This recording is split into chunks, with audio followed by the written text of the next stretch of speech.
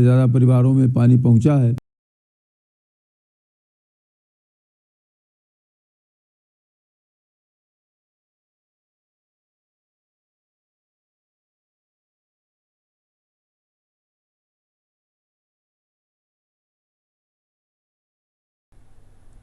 और शुद्ध जल और मकान लोगों को रहने के लिए जिस तरह से 4 करोड़ मकान दिए गए हैं, बनाए गए। पिछले वर्ष ही 32 लाख मकानों का निर्माण हुआ है।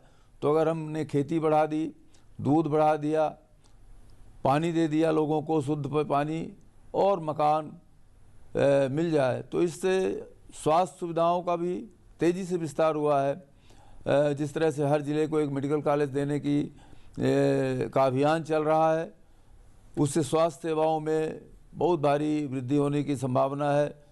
और इसके साथ ही जिस तरह से आयुष्मान भारत के तहत लगभग 11 करोड़ लोगों को राहत मिली है, पिछले साल ही लगभग 1.5 करोड़ लोगों को इसका लाभ मिला है। तो इस तरह से स्वास्थ्य के क्षेत्र में, शिक्षा के क्षेत्र में भी जिस तरह से नए नए द्वार खुल रहे हैं और विदेशों से जो हमारा टाई अप चल रहा है, ये जो स्वतंत्र एग्रीमेंट हो रहे हैं और अभी EU के साथ जिस तरह के शिक्षा के स्तर को बढ़ाने के लिए को प्राथमिकता दी गई है, इससे मैं समझता हूँ कि शिक्षा, स्वास्थ्य और कृषि, पानी, आवास, इन सारे चीज़ों की आवश्यकताएं हैं।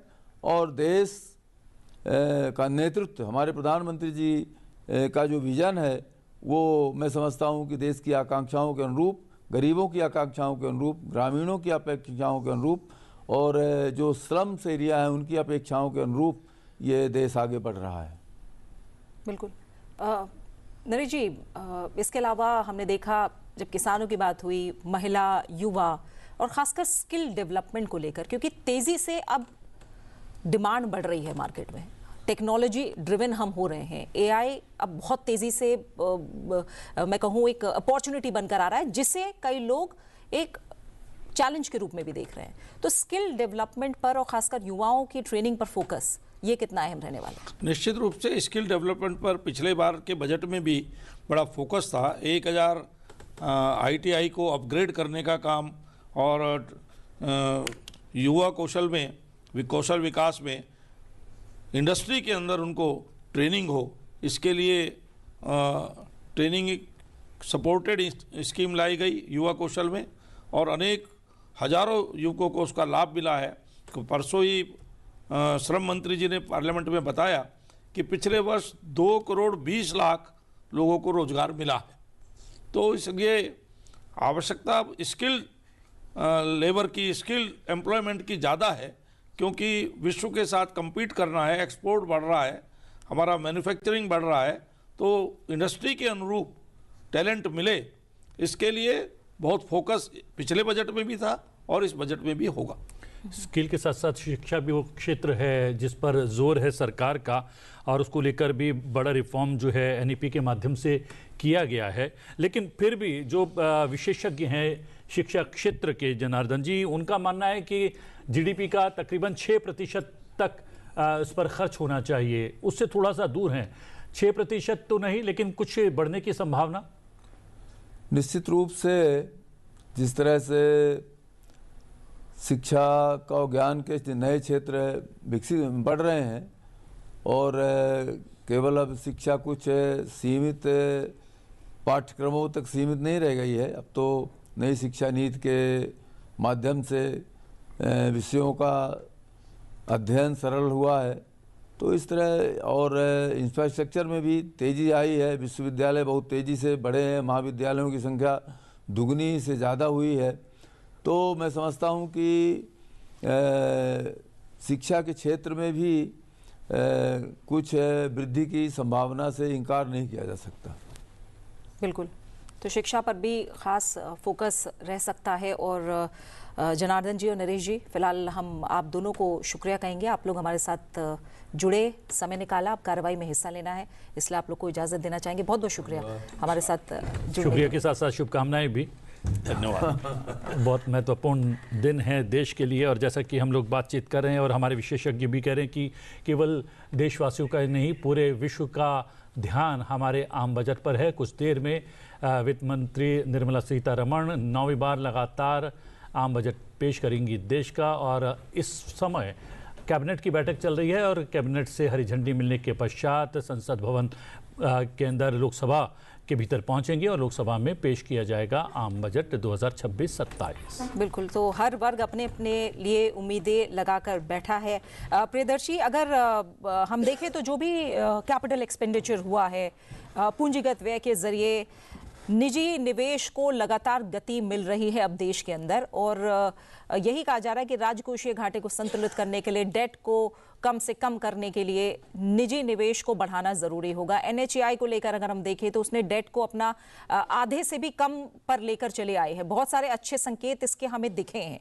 ऐसे में क्या लग रहा है कि बजट के जरिए निजी क्षेत्र और ज्यादा क्या मोटिवेट हो सकता है, क्योंकि अभी वो उतना आक्रामक नहीं है जिसकी उम्मीद की जा रही है? तो इंफ्रास्ट्रक्चर फाइनेंसिंग का जब बोल रहे हैं कि कोई भी देश चाहेगा कि उसका डेट लेवल इतना बढ़ ना जाए कि वो मैनेज नहीं कर पाए।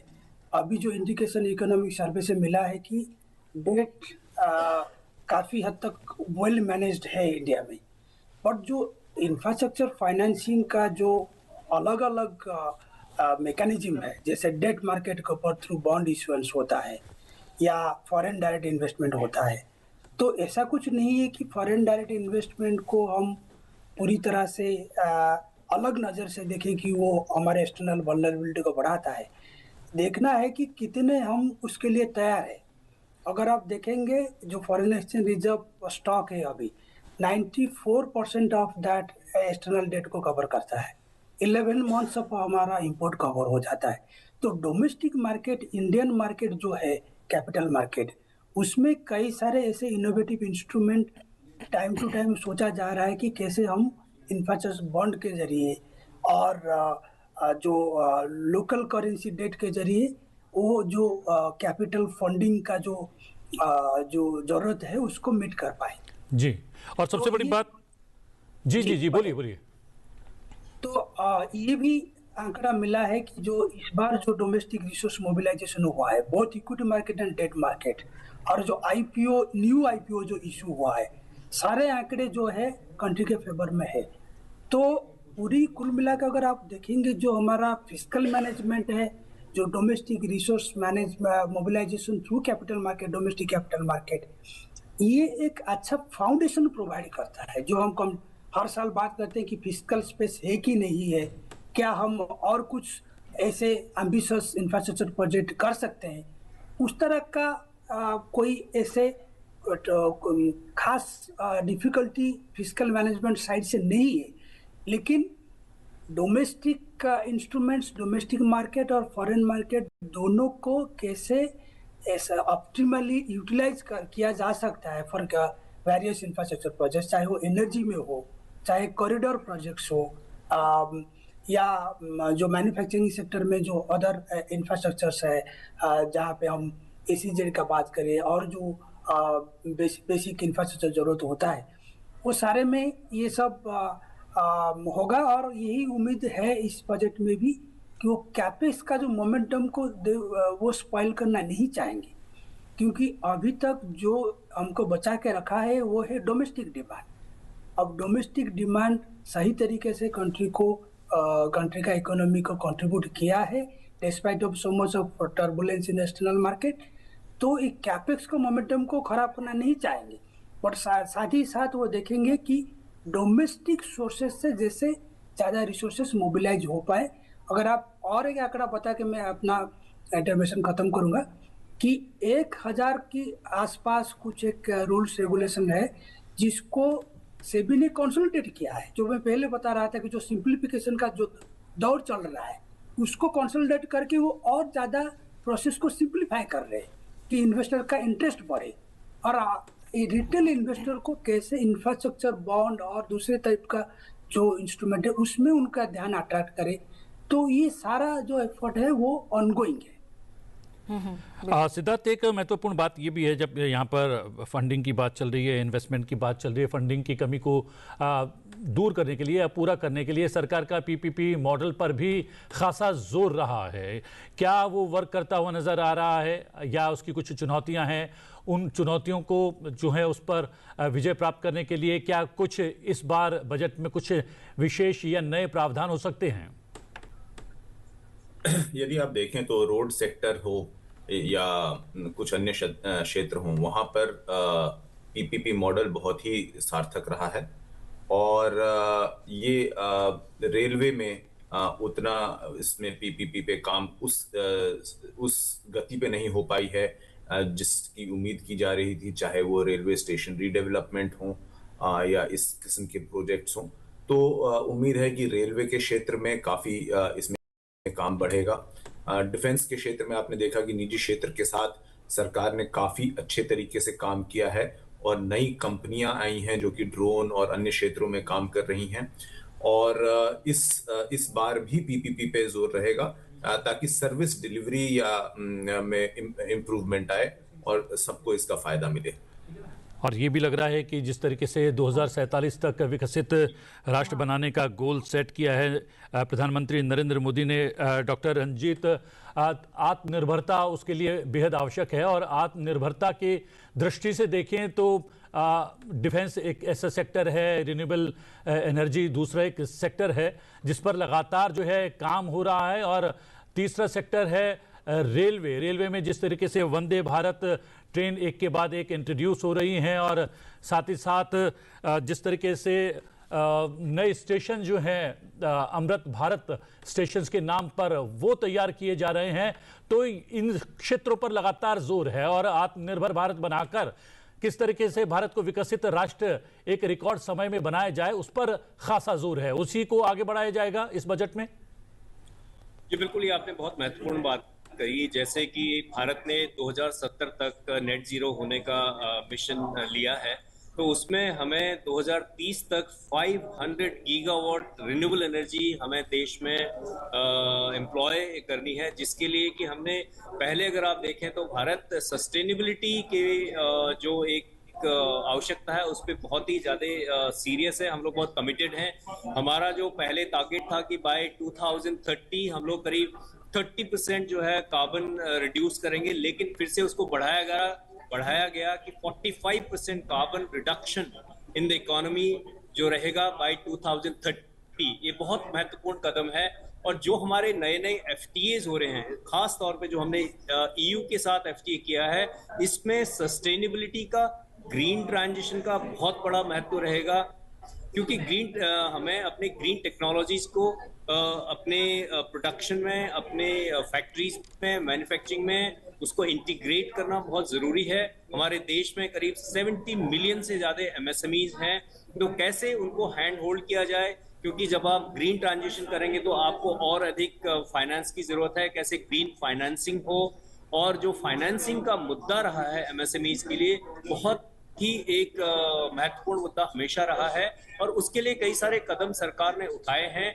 बट और इस दिशा में कैसे हम एमएसएमईज को हैंड होल्ड करें, और जिससे कि जो इंटरनेशनल मार्केट में कॉम्पिटिटिवनेस उनके पास आए। और उस कॉम्पिटिटिवनेस के लिए हमें दो बातें बहुत ज़्यादा ज़रूरी हैं। एक सस्टेनेबिलिटी जैसे आपने कहा, और दूसरा रहेगा हमारा टेक्नोलॉजी इंटीग्रेशन। कैसे, बिकॉज गोइंग फॉरवर्ड आप दुनिया में कोई भी ग्रोथ देख लें, बिना टेक्नोलॉजी के कोई भी ग्रोथ संभव नहीं है। आप अपने सिस्टम में एफिशिएंसी लाना चाहते हैं तो डेफिनेटली आपको टेक्नोलॉजी का वो इंटीग्रेट करना पड़ेगा।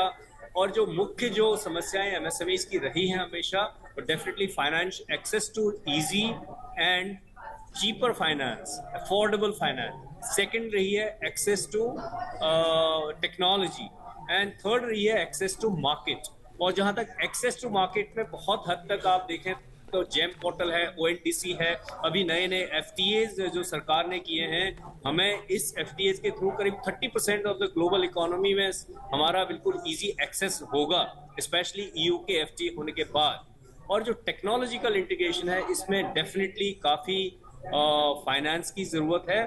तो उस पे हमें एक इकोसिस्टम तैयार करना पड़ेगा। और हमने देखा है कि सरकार का जो बजट जितने भी अभी तक आए हैं, कभी हमने ये नहीं देखा कि ये जो बजट है पॉपुलिज्म पे बेस्ड हैं। हमेशा जो सरकार के बजट रहे हैं वो सिर्फ ग्रोथ ओरिएंटेड रहे हैं। स्पेशली जो इस टाइम सबसे ज्यादा अच्छे बजट की जरूरत है, सिर्फ ग्रोथ ही नहीं बल्कि एम्प्लॉयमेंट लेड ग्रोथ की देश में जरूरत है, क्योंकि हमारे 65% युवा इस देश में हैं जो कि यंग हैं, और we are the youngest country in the world. तो हमारे पास जो टैलेंट है उसको कैसे, अभी स्किल की बात चल रही थी, तो कैसे भारत सिर्फ भारत के लिए ही नहीं पूरे विश्व के लिए कैसे एक टैलेंट पूल यहाँ पे हम बना सकते हैं। तो इन सब पे जो लॉन्ग टर्म, आई थिंक इस चीज को कैसे हम विकसित भारत के थ्रू अलाइन करके और इस पूरे जो एक सिस्टमेटिक चेंजेस होंगे, स्ट्रक्चरल जो चेंजेस होंगे, तो ये बजट जो है इन सब प्रोसेसेस पे डेफिनेटली फोकस करेगा। At the same time agriculture हमारी इकोनॉमी का एक बहुत महत्वपूर्ण हिस्सा है। डेफिनेटली उस पे भी आज अगर देखें तो कैसे हम सस्टेनेबल प्रैक्टिसेस को उसमें अपनाएं किसानों को, और कैसे उनको टेक्नोलॉजी दें जिससे कि हमारी ज़मीन या जो उनके पास खेती करने की ज़मीन है उसको बढ़ा नहीं सकते, बट हमें प्रोडक्शन हमें ज़्यादा चाहिए, तो डेफिनेटली हमें टेक्नोलॉजी के थ्रू प्रोडक्टिविटी को बढ़ा सकते हैं। ओवरऑल मैं समझता हूँ ये जो तीन चार चीज़ें हैं, जैसे इंफ्रास्ट्रक्चर है, एमएसएमईज हैं, इंफ्रास्ट्रक्चर की बात करें तो सिर्फ फिजिकल इंफ्रास्ट्रक्चर नहीं, social infrastructure, technological infrastructure, digital infrastructure, इन सब इंफ्रास्ट्रक्चर में फोकस करने की जरूरत है। इंडिया के पास डेफिनेटली इतने सारे चैलेंजेस हैं, बट हमें कैसे उन चैलेंजेस के थ्रू नेविगेट करके फिजिकल प्रूडेंस बना के रखना है, ये बहुत बड़ा चैलेंज सरकार के पास है, और जो मैं समझता हूँ इतने सालों तक सरकार ने इसको बहुत अच्छी तरह से एड्रेस किया है। बिल्कुल। और इसी को अगर हम समझे प्रियदर्शी, क्योंकि आईएमएफ, वर्ल्ड बैंक दोनों कह रहे हैं कि ग्लोबल ग्रोथ जो है वो तो स्लो हो रही है, लेकिन इंडिया, भारत अभी भी फास्टेस्ट ग्रोइंग इकोनॉमी बना हुआ है। जब हम बाकी देशों से तुलना करते हैं और भारत की अर्थव्यवस्था को देखते समझते हैं, तो ऐसी क्या बड़ी बातें हैं जो भारत को अभी भी तेजी से बढ़ती अर्थव्यवस्था बनाए हुए हैं, और बजट में कैसे इसकी झलक देखने को मिलती है कि किस तरह के कदम उठाए जा रहे हैं जिनका परिलक्षित होना इंडिया क्या फास्टेस्ट ग्रोइंग इकोनॉमी में दिख रहा है कि अर्थव्यवस्था मजबूत बनी रहेगी।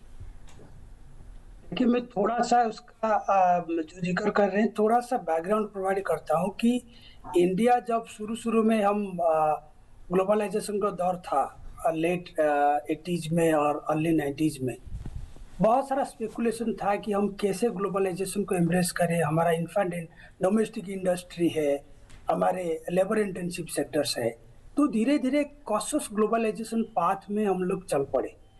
और जब हम उसमें जो 2003 से 2007 ऑनवर्ड्स जो पूरी विश्व में जब हाई ग्रोथ फेज था, उसमें इंडिया ने अपना पोजीशन को कंसोलिडेट किया। और इंडिया का जो स्ट्रेंथ रहा है कि जो बुनियादी ढांचे के सेक्टर में इंफ्रास्ट्रक्चर क्रिएशन, एनेबलिंग कंडीशन को क्रिएट करना, और सबसे बड़ा जरूरी है जो पॉलिटिकल स्टेबिलिटी रहा है पिछले 2014 ऑनवर्ड्स, तो उसने पॉलिसी को प्रेडिक्टेबल बना के रखा हुआ है।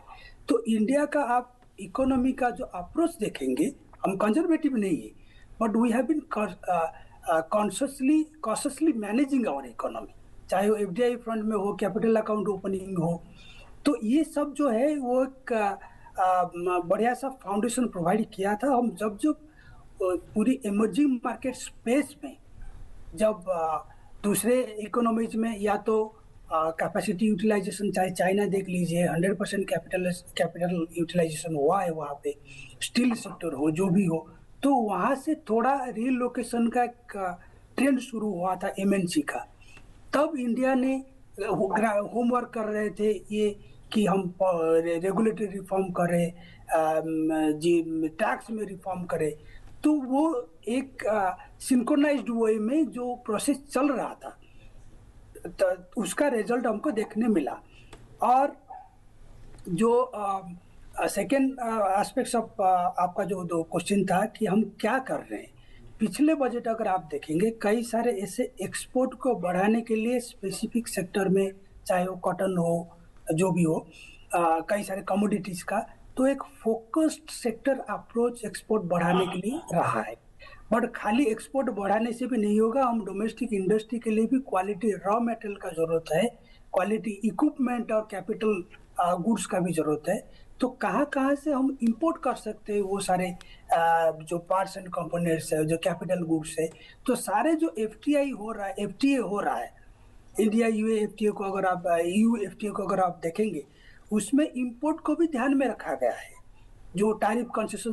तो जो ट्रेड सेक्टर है, ट्रेड सेक्टर में ये फोकस नहीं रहा है कि हम तो डोमेस्टिक डिमांड इकोनॉमी हमारा बहुत बड़ा है और उससे हम हाई ग्रोथ अचीव कर पा रहे हैं, तो हम एक्सटर्नल सेक्टर को नेग्लेक्ट कर दें, ऐसा नहीं रहा है। एक्सटर्नल सेक्टर में हमेशा ये फोकस रहा है कि हम ट्रेड को कैसे बढ़ाएं, बोथ एक्सपोर्ट और इंपोर्ट का जो सोर्सिंग है वो कई सारे कंट्री में फोकस नहीं करके उसको डाइवर्सिफाई करें, क्योंकि हमारा ट्रेड डेफिसिट भी चाइना का साथ बढ़ रहा है, तो वो एक कंसर्न है। तो वही सारा जो डायरेक्शन है आप इस बजट में भी देखेंगे जी। और सबसे बड़ी बात यह है सिद्धार्थ, जो यहाँ पर प्रियदर्शी कह रहे हैं, पिछले आम बजट और इस आम बजट के बीच अगर एक बहुत बड़ा बदलाव है, वो है यूरोपीय संघ के साथ एफटीए होना, ब्रिटेन के साथ एफटीए होना, यूएई के साथ बहुत ही महत्वपूर्ण करार होना, और एक बड़ा बाजार भारत के लिए खुल गया है। इसलिए निर्माण और निर्यात पर जोर रहेगा इस बार के बजट में। क्या कुछ नए प्रावधान? जी बिल्कुल, ये जो है एक अहम फोकस का क्षेत्र रहेगा। जैसा कि वित्त मंत्री ने अपने बजट से पहले भी इंडिकेशन दिया है, कस्टम्स रिफॉर्म्स एक बड़ा क्षेत्र रहेगा, जिसमें कि सरलीकरण की जाएगी, स्लैब्स कम किए जाएंगे। उन्होंने पिछले साल भी कुछ स्लैब्स कम किए थे, इस वर्ष वह और स्लैब्स कम किए जाएंगे, साथ ही प्रोसेसेस को सिंप्लीफाई किया जाएगा। और जैसा इकोनॉमिक सर्वे में भी बताया गया है कि जो क्षेत्र हैं जैसे कि स्टील हो गया, एल्यूमिनियम हो गया, कुछ टेक्सटाइल्स में यूज होने वाले फाइबर्स हो गए, इनमें दरों को ऐसा रखा जाए ताकि वह डाउनस्ट्रीम इंडस्ट्रीज को उसका फायदा हो और ग्लोबल वैल्यू चेन में भारतीय कंपनियां जुड़ सकें।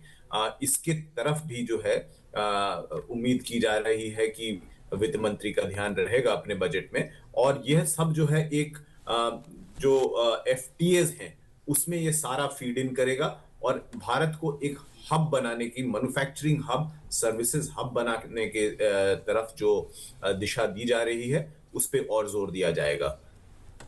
बिल्कुल डॉक्टर मेहता, जो बात अभी कह रहे हैं सिद्धार्थ कि ग्लोबल वैल्यू चेन को ऊपर ले जाना, ये अभी भी थोड़ा चैलेंज है या कहें इस पर अभी हमें और ज़्यादा काम करने की ज़रूरत है। पीएलआई और आत्मनिर्भर भारत से मैन्युफैक्चरिंग बेस तो भारत में बना है, लेकिन अब नेक्स्ट चैलेंज स्केल और एक्सपोर्ट का है। तो क्या बजट में हो सकता है कि इस पर थोड़ा सा फोकस हो?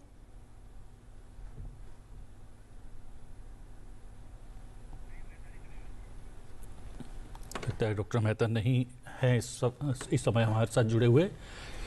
तो प्रियदर्शी, थोड़ा सा आप जो कंपैरिजन को लेकर समझा रहे थे, अभी अगर हम थोड़ा सा चैलेंजेस पर देखें या हम ये कहें, क्योंकि जब हम रिफॉर्म्स की बात करते हैं या जब हम बड़े कदमों की बात करते हैं तो ये एक बार या दो बार में होने वाली प्रक्रिया नहीं होती है, साल दर साल होना है, कॉन्टिन्यूस प्रोसेस है, लगातार चलने वाली प्रक्रिया है। ऐसे में क्या लग रहा है आपको अभी कौन सी ऐसी चुनौतियां, क्योंकि जैसे मैंने कहा कि अगर हम दुनिया के मुकाबले कंपेयर कर रहे हैं तो तमाम चुनौतियां वैश्विक स्तर पर बनी हुई हैं, ऐसे कौन से चैलेंजेस आपको नजर आ रहे हैं जिन पर तुरंत फोकस इस बार के बजट में हो सकता है? क्योंकि विजन कहीं ना कहीं 2047 का है, लेकिन साल दर साल उसकी तरफ कदम आगे बढ़ाने हैं। देखिए, सबसे बड़ा चैलेंज अभी सामने है कि जो जियोपॉलिटिकल अनसर्टेनिटी वो बहुत फास्ट मूविंग है, उसका रियल टाइम बेसिस में चेंज होता रहता है। तो कहीं फाइनेंशियल मार्केट जो है, जो ग्लोबल इन्वेस्टर है, वो इंडियन मार्केट को रिस्की ना समझे। तो वो सबसे बड़ा जरूरी डिसिप्लिनरी मेजर रहेगा बजट में।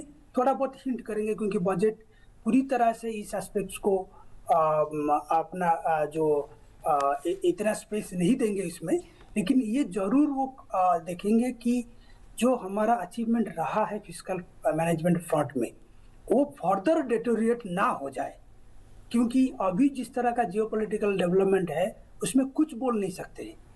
एक बार पोर्टफोलियो इन्वेस्टमेंट का मैग्नीट्यूड जो आउटफ्लो बढ़ जाएगा, और गोल्ड और सिल्वर प्राइसेस का आप तो सुने होंगे अभी जो चल रहा है, जो रैपिडली इवॉल्विंग प्राइसेस, तो ये क्या होगा, सडनली चेंज कर देगा जो इंडिया का जो परसेप्शन है इन द ग्लोबल मार्केट। तो इन्वेस्टर सेंटिमेंट को कैसे बरकरार रखे, वो एक रिस्क फैक्टर है।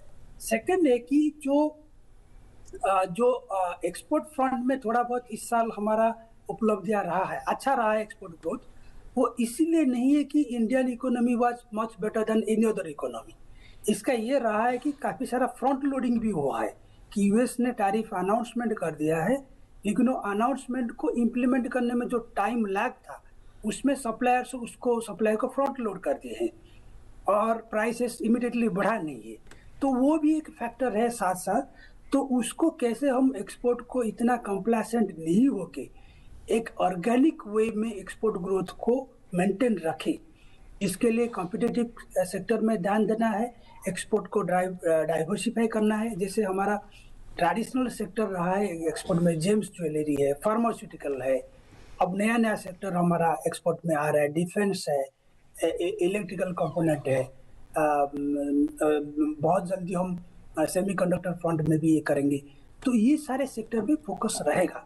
तो मुझे लग रहा है कि चैलेंजेस फ्रंट में जो एक्सटर्नल सेक्टर का टर्बुलेंस उसको मैनेज करना सबसे बड़ी चैलेंज रहेगा। सेकंड है कि जो मोमेंटम इन एक्सपोर्ट फ्रंट में है और जो investment, foreign direct investment at least है, जो ग्लोबल लेवल में कम हुआ है बिकॉज ऑफ दिस टर्बुलेंस, उसको कैसे हम प्रॉपर तरीके से हैंडल करें। बाकी फोकस रिफॉर्म एजेंडा में कलीग सारे बता रहे हैं कि इंफ्रास्ट्रक्चर में तो फोकस रहेगा। तो डोमेस्टिक सेक्टर का स्ट्रेंथ को मेंटेन रखेंगे, पर जो बाहर एक्सटर्नल सेक्टर का चैलेंज है वो मेनली जियोपॉलिटिकल अनसर्टेनिटी को कैसे हैंडल करें, वो सबसे बड़ा जरूरी है। जी हाँ, और सबसे बड़ी बात है कि हमने निर्माण और निर्यात को लेकर काफ़ी चर्चा कर ली है इस सेशन में, लेकिन सबसे महत्वपूर्ण होता जा रहा है भारत का पर्यटन क्षेत्र। नए नए डेस्टिनेशन जो हैं उनकी मांग बढ़ रही है, भीड़ जा रही है, वहाँ पर पर्यटकों की संख्या बढ़ रही है, और उसके पीछे इंफ्रास्ट्रक्चर का भी बहुत बड़ा महत्वपूर्ण रोल है। एक जानकारी है आप लोगों के लिए, आप संसद टीवी पर तो लगातार जो है बजट से जुड़ी हुई हर एक घटना और ख़बर देखेंगे, और जब निर्मला सीतारमण वित्त मंत्री 9वीं बार, रिकॉर्ड 9वीं बार जो है आम बजट पेश करेंगी कुछ ही देर पश्चात, वो आप हमारे YouTube चैनल पर भी देख पाएंगे, और न केवल हिंदी में बल्कि भारत की अलग अलग भाषाओं में। बिल्कुल, हिंदी और अंग्रेजी पर तो आप देख ही पाएंगे इसे, लेकिन अलग अलग भाषा में जो अनुवाद है वो लगातार साथ साथ होगा। तो अलग अलग भारतीय भाषाएं हैं जिनमें आप देख सकते हैं। यूट्यूब पर लाइव हमारे साथ बने रहिए। महज 4 मिनट का वक्त और है जब सीधी कार्यवाही, सीधे प्रसारण के लिए हम आपको लेकर चलेंगे। इससे पहले अगर थोड़ा सा सिद्धार्थ समझें, जिस तरह से पर्यटन की बात अभी जिसका जिक्र किया प्रतिबिंब ने, उसी के जरिए हम अलग अलग राज्यों के रोल को समझें, क्योंकि पर्यटन कि जब हम बात कर रहे हैं तो भारत का हर राज्य इसमें कहीं ना कहीं किसी ना किसी रूप में सम्मिलित होता है। और जब हम कोऑपरेटिव फेडरलिज्म की बात करते हैं या फिर हम सहकारी संघवाद की बात करें, तो असली परीक्षा संसाधनों के वितरण में होती है, और साथ ही उसका उपयोग कैसे हो रहा है, उसका एक तरह से मैं कहूं कि उस पर नजर कैसे रखी जा रही है, उसे मजबूत कैसे किया जा रहा है, इस पर भी नजर होती है। तो आपको लग रहा है कि केंद्र और राज्य के जो वित्तीय संबंध है वो पहले से ज्यादा परिपक्व हुए हैं? जी, जो एक उसका जीता जागता उदाहरण जीएसटी काउंसिल है, जिसमें कि केंद्र और राज्य के मंत्री मिलकर अपने जो पावर्स थे उनको जोड़कर साथ मिलकर काम कर रहे हैं, जिससे कि उपभोक्ताओं को बहुत फायदा मिला है और मैन्युफैक्चरर्स को फायदा मिला है, क्योंकि जो कैस्केडिंग इफेक्ट ऑफ टैक्सेस था वो कम हुआ है। इस बार के बजट के साथ जो फाइनेंस कमीशन की रिपोर्ट है वह भी पेश होगी, जो 16वां वित्तीय आयोग है, और उसमें किस तरीके से अगले 5 वर्षों में राज्य को डेवोल्यूशन दिया जाएगा, केंद्र करों में कितना उनका शेयर रहेगा वो भी बताया जाएगा, और राज्यों के हिसाब से उनको कितना शेयर मिलेगा वो भी बताया जाएगा। उस पे भी लगातार नजर बनी रहेगी। और जो एक तरीके से देखा जाए तो ज्यादा एक कोऑर्डिनेशन रहा है राज्यों में भी और केंद्र में भी, चाहे वह सैस की जैसे स्कीम हो जिसमें कि केंद्र से 50 वर्षों तक के लिए ऋण दिया जा रहा है इंटरेस्ट फ्री, जो कि कैपिटल एक्सपेंडिचर में राज्य इस्तेमाल कर रहे हैं। अन्य स्कीमों के द्वारा भी केंद्र का लगातार समर्थन बना रहा है स्टेट्स को। तो ये सारी स्कीम्स जो है एक फिस्कल फेडरलिज्म की तरफ पॉइंट कर रही हैं। बिल्कुल। तो अब बहुत ही कम समय है, अब हम सीधा हमें रुख करना पड़ेगा। संसद की कार्यवाही बस कुछ ही पलों में शुरू हो रही है। आप संसद टीवी पर बने रहिए, सीधा प्रसारण होगा जिसमें रिकॉर्ड भी बन रहा है, तो इसके गवाह बनिए और संसद टीवी पर लगातार लाइव अपडेट आप देखते रहिए।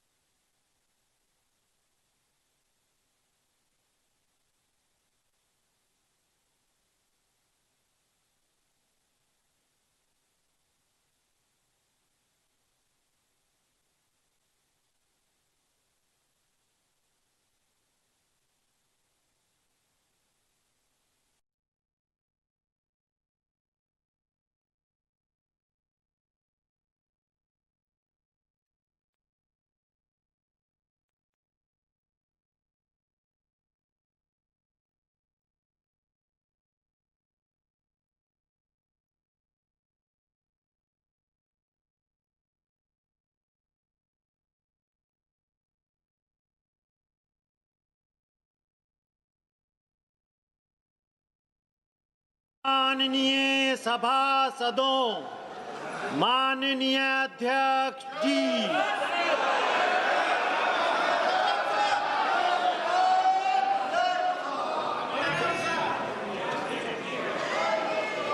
आइटम नंबर 1, माननीय वित्त मंत्री श्रीमती निर्मला सीतारमन जी।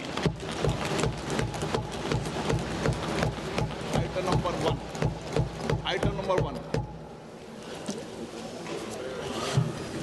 Sir, with your permission, I rise to lay on the table a copy each of the following papers, Hindi and English versions, under Article 281 of the Constitution, Report for 2026 to 2031, Volume 1, Main Report of the 16th Finance Commission.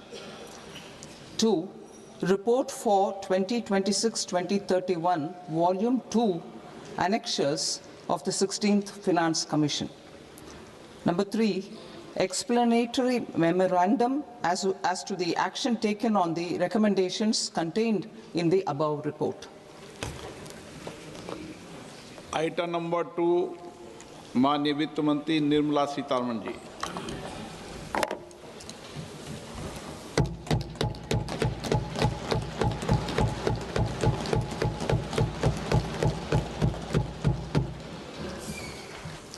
Honorable Speaker, sir, on the sacred occasion of Magh Purnima and the birth anniversary of Guru Ravidas, I present the budget for the year 2026-2027. Since we assumed office 12 years ago, India's economic trajectory has been marked by stability, fiscal discipline, sustained growth, and moderate inflation. This is the result of conscious choices we have made, even in times heightened uncertainty and disruption. Our government, led by Honorable Prime Minister Modi, has decisively and consistently chosen action over ambivalence, reform over rhetoric, and people over populism. We have pursued far-reaching structural reforms, fiscal prudence and monetary stability whilst maintaining a strong thrust on public investment. Keeping Atmanirbharta as a lodestar, we have built domestic manufacturing capacity, energy security, and reduced critical import dependencies.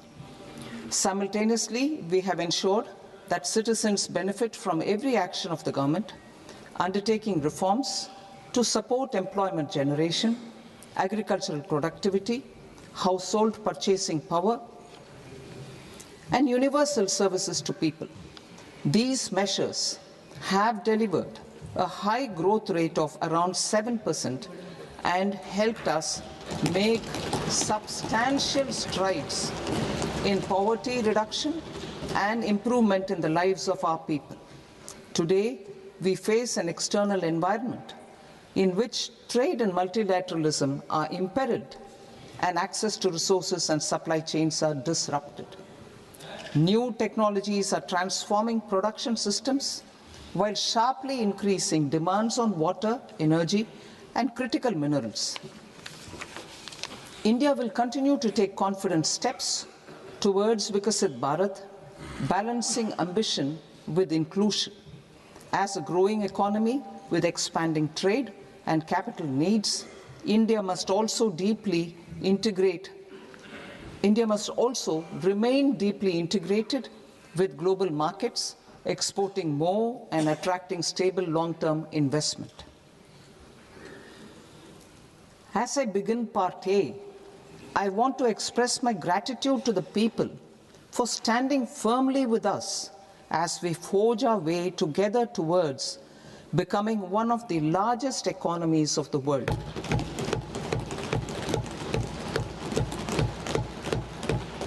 Our aim is to transform aspiration into achievement and potential into performance as we ensure that the dividends of growth reach every farmer, the scheduled caste, the scheduled tribes, the nomads, the youth, the poor, and the women.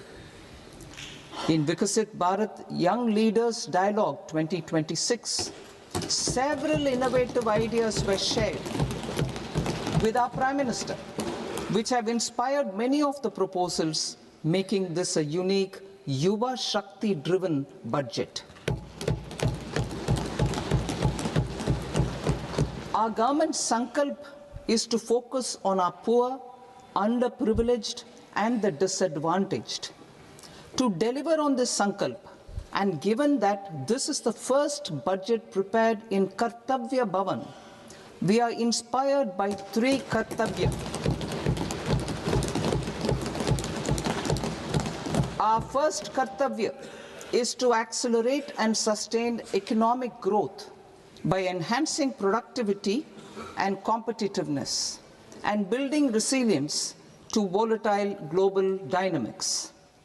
Our second Kartavya is to fulfill aspirations of our people and build their capacity, making them strong partners in India's path to prosperity. Our third Kartavya, aligned with our vision of Sabka Saath, Sabka Vikas, is to ensure that every family, community, region, and sector has access to resources, amenities, and opportunities for meaningful participation. This threefold approach requires a supportive ecosystem. The first requirement is to sustain the momentum of structural reforms, continuous, adaptive, and forward-looking. Second, a robust and resilient financial sector is central to mobilizing savings, allocating capital efficiently, and managing risks. Third, cutting-edge technologies, including AI applications, can serve us as force multipliers for better governance. Reform Express. Our government has undertaken comprehensive reforms towards creating employment, boosting productivity, and accelerating growth. After the Prime Minister's announcement on Independence Day in 2025, over 350 reforms have been rolled out. This includes GST simplification, notification of labor codes, and rationalization of mandatory quality control orders. High-level committees have been formed, and in parallel, the central government is working with the state governments on deregulation and reducing compliance requirements. The Reform Express is well on its way and will maintain its momentum to help us fulfill our kartavya. I now move to specific proposals. Under our first kartavya, to accelerate and sustain economic growth, I propose interventions in 6 areas. 1. Scaling up manufacturing in 7 strategic and frontier sectors. 2. Rejuvenating legacy industrial sectors. 3. Creating champion MSMEs. 4. Delivering a powerful push for infrastructure. 5. Ensuring long-term security and stability. And 6. Developing city economic regions. Scaling up of manufacturing in 7 strategic and frontier sectors. Biopharma Shakti, meaning biopharma strategy for health advancement through knowledge, technology, and innovation. India's disease burden is observed to be shifting towards non-communicable diseases like diabetes, cancer, and autoimmune disorders. Biologic medicines are key to longevity and quality of life at affordable costs. To develop India as a global biopharma manufacturing hub,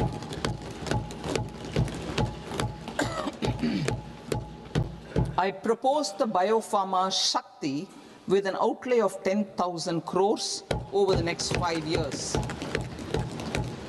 This will build the ecosystem for domestic production of biologics and biosimilars.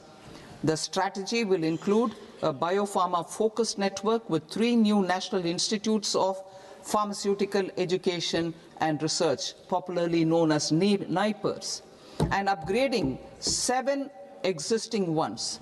It will also create a network of 1,000 accredited India clinical trials sites. We propose to strengthen the Central Drug Standard Control Organization to meet global standards and approve timeframes through approval timeframes through a dedicated scientific review cadre and specialists. India's semiconductor mission 1.0 expanded India's semiconductor sector capabilities. Building on this, we will launch ISM 2.0 to produce equipment and materials, design full-stack Indian IP, and fortify supply chains. We will also focus on industry-led research and training centers to develop technology and skilled workforce. The Electronics Components Manufacturing Scheme, launched in April 2025, with an outlay of 22,919 crores, already has investment commitments at double the targets. We propose to increase the outlay to 40,000 crores to capitalize on this momentum.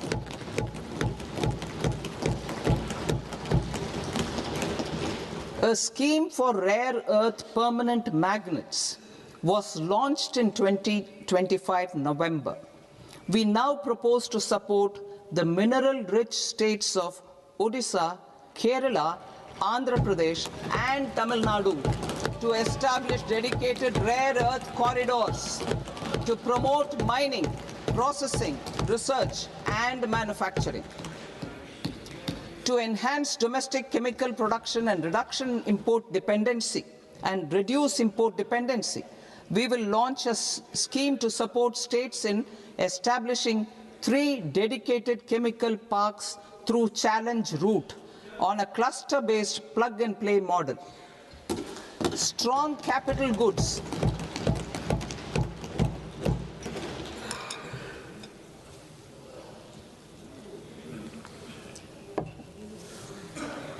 Strong capital goods capability is a determinant of productivity and quality across different sectors.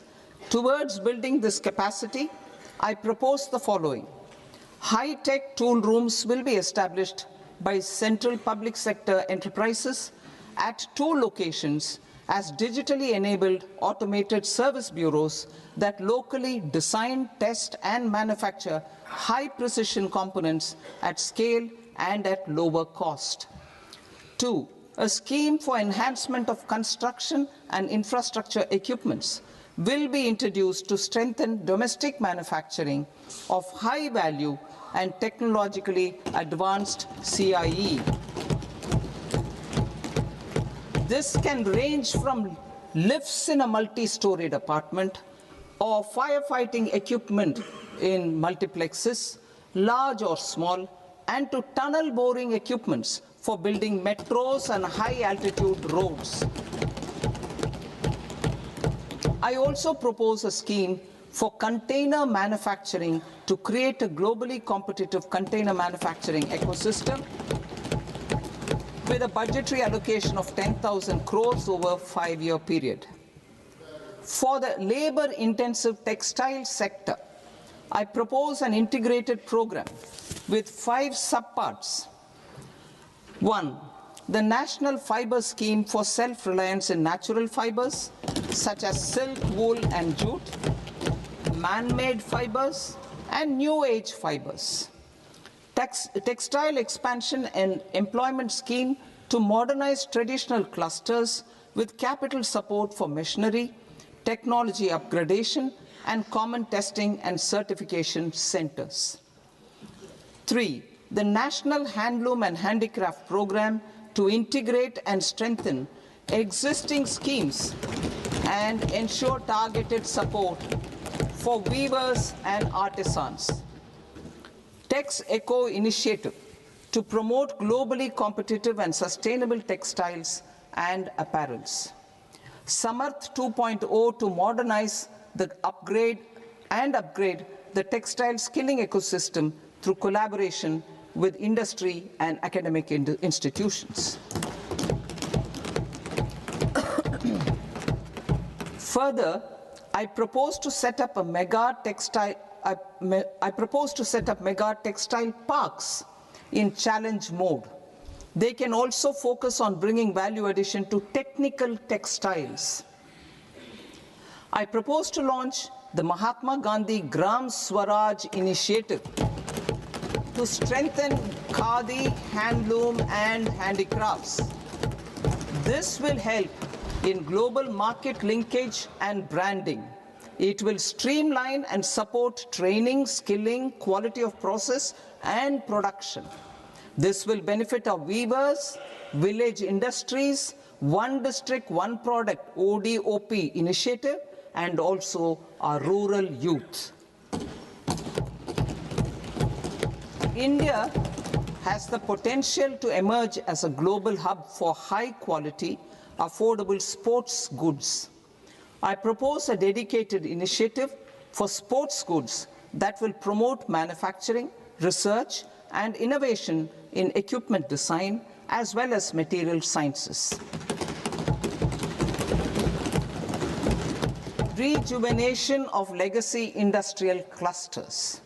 I propose to introduce a scheme to revive 200 legacy industrial clusters to improve their cost competitiveness and efficiency through infrastructure and technology upgradation. Creating champion SMEs and supporting micro enterprises. Recognizing MSMEs as a vital engine of growth, I propose a 3-pronged approach to help them grow as champions. Equity support. I propose to introduce a dedicated 10,000 crores SME growth fund to create future champions, incentivizing enterprises based on select criteria. I also propose to top up the Self-Reliant India Fund, set up in 2021, with 2,000 crores to continue support to micro enterprises and maintain their access to risk capital. Liquidity support. With TREDS, more than 7 lakh crore has been made available to MSMEs. To leverage its full potential, I propose 4 measures. 1. Mandate TREDS as the transaction settlement platform for all purchases from MSMEs by CPSEs, serving as a benchmark for other corporates. 2. Introduce a credit guarantee support mechanism through CGTMSE for invoice discounting on TREDS platform. 3. Link GEM with TREDS for sharing information with financiers about government purchases from MSMEs, encouraging cheaper and quicker financing. 4. Introduce TREDS receivables as asset-backed securities, helping develop a secondary market, enhancing liquidity and settlement of transactions. Professional support. Government will facilitate professional institutions such as the ICAI, ICSI, ICMAI to design short-term modular courses and practical tools to develop a cadre of corporate mitras, especially in Tier 2 and Tier 3 towns. These accredited para-professionals will help MSMEs meet compliance requirements at affordable costs. Infrastructure. During this past decade, our government has undertaken several initiatives for large-scale enhancement of public infrastructure, including through new financing instruments such as Infrastructure Investment Trust (InvITs) and Real Estate Investment Trust (REITs), and institutions like NIIF and NABFID. We shall continue to focus on developing infrastructure in cities with over 5 lakh population, that is Tier 2, Tier 3 cities, which have expanded to become growth centers. Public capital expenditure has increased manifold from 2 lakh crore in 2014-15 to an allocation of 11.2 lakh crore in BE 25-26. In this coming year, that is financial year 2026-27, I propose to increase it to 12.2 lakh crores to continue the momentum. To strengthen the confidence of private developers regarding risks during infrastructure development and construction phase, I propose to set up an infrastructure risk guarantee fund to provide prudentially calibrated partial credit guarantee to lenders. Over the years, REITs have emerged as a successful instrument for asset monetization. I propose to accelerate recycling of significant real estate assets of the CPSEs through the setting up of dedicated REITs. To promote environmentally sustainable movement of cargo, I propose to 1. Establish new dedicated freight corridors connecting Dankuni in the east to Surat in the west. Operationalize 20 new national waterways over the next 5 years, starting with National Waterways 5 in Orissa to connect mineral-rich areas of Talcher and Angul and industrial centers like Kalinga Nagar to the ports of Paradeep and Dhamra. Training institutes will be set up as regional centers of excellence for development of required manpower for these waterways. This will benefit youth in the entire stretch of the waterways to train and acquire skills. Further, a ship repair ecosystem catering to inland waterways will also be set up at Varanasi and Patna. And C, launch a coastal cargo promotion scheme for incentivizing a modal shift from rail to road to increase the share of inland waterways and coastal shipping from 6% to 12% by 2047. To enhance last mile and remote connectivity and promote tourism, I propose to give incentives to indigenize manufacturing of seaplanes. A seaplane VGF scheme will be also introduced to provide support for operations. Carbon capture, utilization and storage. Aligning with the roadmap launched in December 2025, the carbon capture, utilization and storage technologies at scale will achieve higher readiness and an end-use application across 5 industrial sectors, including power, steel, cement, refineries, and chemicals. An outlay of 20,000 crore is proposed over the next 5 years for this purpose. City economic regions. Cities are India's engines of growth, innovation, and opportunities. We shall now focus on Tier 2, Tier 3 cities, and even temple towns, which need modern infrastructure and basic amenities. This budget aims to further amplify the potential of cities to deliver the economic power of agglomerations by mapping city economic regions based on their specific growth drivers. An allocation of 5,000 crore per CER over 5 years is proposed for implementing their plans through a challenge mode with a reform cum result-based financing mechanism.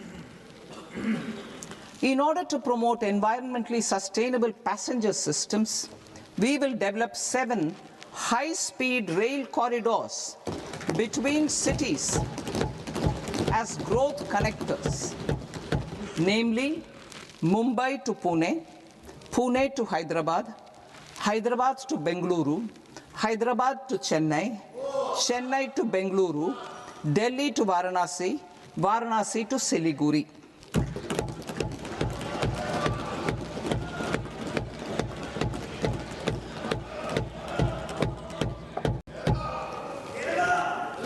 Financial sector. The Indian banking sector today is characterized by strong balance sheet, historic highs in profitability, improved asset quality, and coverage exceeding 98% of villages in the country. At this juncture, we are well placed to futuristically evaluate the measures needed to continue on the path of reform-led growth of this sector. I propose setting up a high-level committee on banking for Vikasit Bharat. High-level committee on banking for Vikasit Bharat to comprehensively review the sector and align it with India's next phase of growth, while safeguarding financial stability, inclusion, and consumer protection. The vision for NBFCs for Vikasit Bharat has been outlined with clear targets for credit disbursement and technology adoption in order to achieve scale and improve efficiency in the public sector NBFCs. As a first step, it is proposed to restructure the Power Finance Corporation and Rural Electrification Corporation. I propose a comprehensive review of the foreign exchange management non-debt instruments rules to create a more contemporary, user-friendly framework for foreign investments consistent with India's evolving economic priorities. Corporate bond market. I propose to introduce a market-making framework with suitable access to funds and derivatives on corporate bond indices. I also propose to introduce total return swaps on corporate bonds. Municipal bonds. To encourage the issuance of municipal bonds, of higher value by larger cities, I propose an incentive of 100 crore rupees for a single bond issuance. 100 crore rupees for a single bond issuance of more than 1,000 crore. The current scheme under Amrit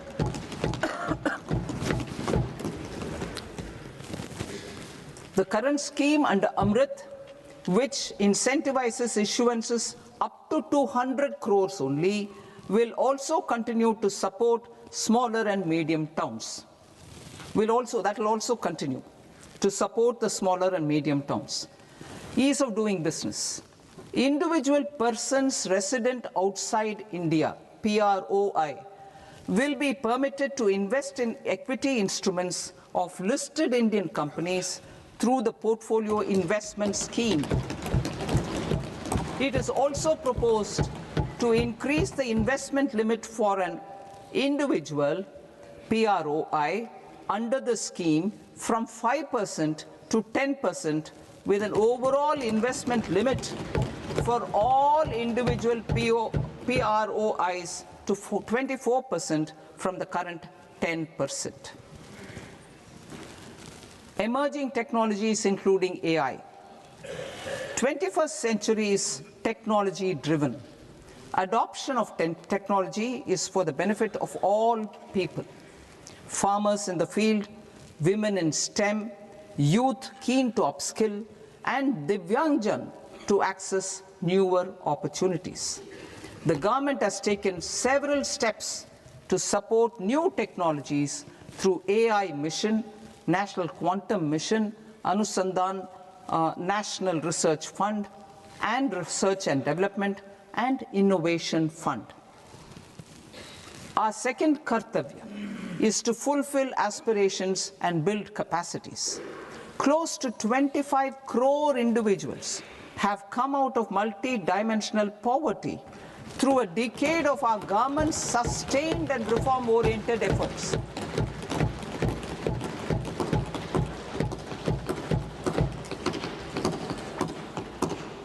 Our government has therefore decided to place a renewed emphasis on the service sector to provide a pathway to fulfilling aspirations of a youthful India with the following measures.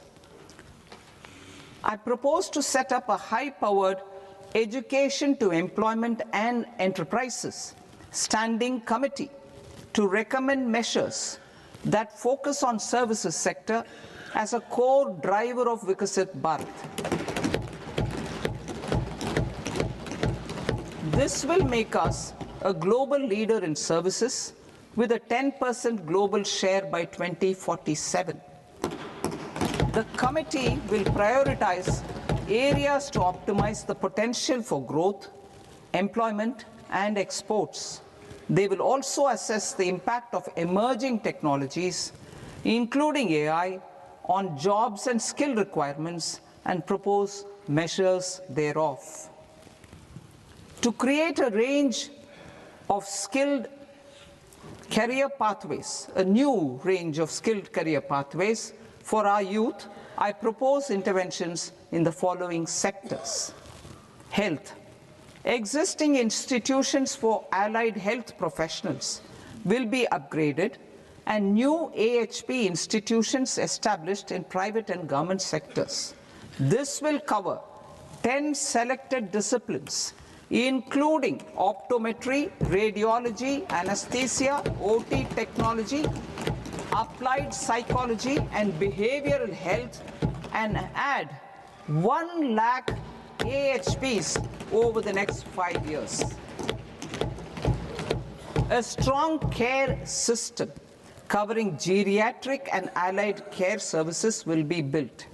A variety of NSQF-aligned programs will be developed to train multi-skilled caregivers, combining core care and allied skills such as wellness, yoga, and operation of medical assistive devices. In the coming year, 1.5 lakh caregivers will be trained.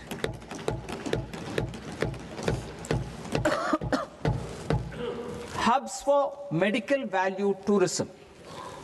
To promote India as a hub for medical tourism services, I propose to launch a scheme to support states in establishing 5 regional medical hubs in partnership with the private sector. These hubs will serve as integrated healthcare complexes that combine medical, educational, and research facilities. They will have Ayush centers, medical value tourism facilitation centers, and infrastructure for diagnostics, post-care, and rehabilitation. These hubs will provide diverse opportunities, job opportunities for health professionals, including doctors and AHPs. Ancient Indian yoga, already respected in several parts of the world, was given a mass global recognition when Honorable Prime Minister took it to the UN. Post-COVID, Ayurveda gained a similar global acceptance and recognition. Exporting quality Ayurveda products helps farmers who grow the herbs and youth who process the products. To meet growing global demand, a few more steps are being taken. I propose to, 1, set up 3 new All India Institutes of Ayurveda. 2, upgrade Ayush pharmacies and drug testing labs for higher standards of certification ecosystem and make available more skilled personnel. 3, upgrade the WHO Global Traditional Medicine Center in Jamnagar to bolster evidence-based research, training, and awareness for traditional medicine. Animal husbandry. Livestock contributes to close to 16% of farm income, including of poor and marginal households. To scale up availability of veterinary professionals by more than 20,000, I propose to roll out a loan-linked capital subsidy support scheme for establishment of veterinary and para-veterinary colleges, veterinary hospitals, diagnostic laboratories, and breeding facilities in private sector. Collaboration between Indian and foreign institutions will also be facilitated. Orange economy. India's animation, visual effects, gaming, and comics sector, AVGC sector, is a growing industry projected to require 2 million professionals by 20. I propose to support the Indian Institute of Creative Technologies, Mumbai, in setting up AVGC content creator labs in 15,000 secondary schools all over the country and 500 colleges. The Indian design industry is expanding rapidly, and yet there is a shortage of Indian designers. I propose to establish, through Challenge Route, a new National Institute of Design to boost design education and development in the eastern region of India. Education. Our government will support states through Challenge Route in creating 5 university townships in the vicinity of major industrial and logistics corridors. These planned academic zones will host multiple universities, colleges, and research institutions, skill centers, and residential complexes. In higher education, STEM institutions, prolonged hours of study and laboratory work pose some challenges for girl students. Through VGF, Viability Gap Funding and capital support, 1 girls' hostel will be established in every district.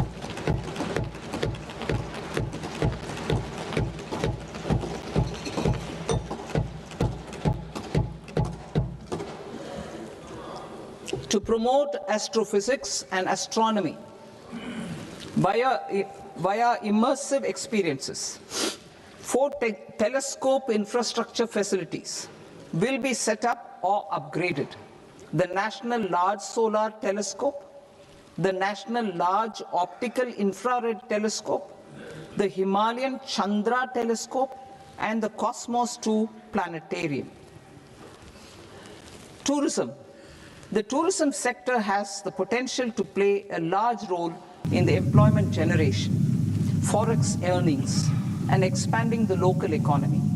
I propose to set up a National Institute of Hospitality. गहन अनुभव के माध्यम से खगोल भौतिकी और खगोल विज्ञान को बढ़ावा देने के लिए 4 टेलीस्कोप अवस्थापना सुविधाओं, national large solar telescope, national large optical infrared I also propose a pilot scheme for telescope, Himalayan Chandra telescope और द कॉस्मस 2 प्लेनेटोरियम की स्थापना through a standardized, high-quality, 12-week training course in hybrid mode. व्यवस्था का विस्तार करने में व्यापक भूमिका निभाने की क्षमता है।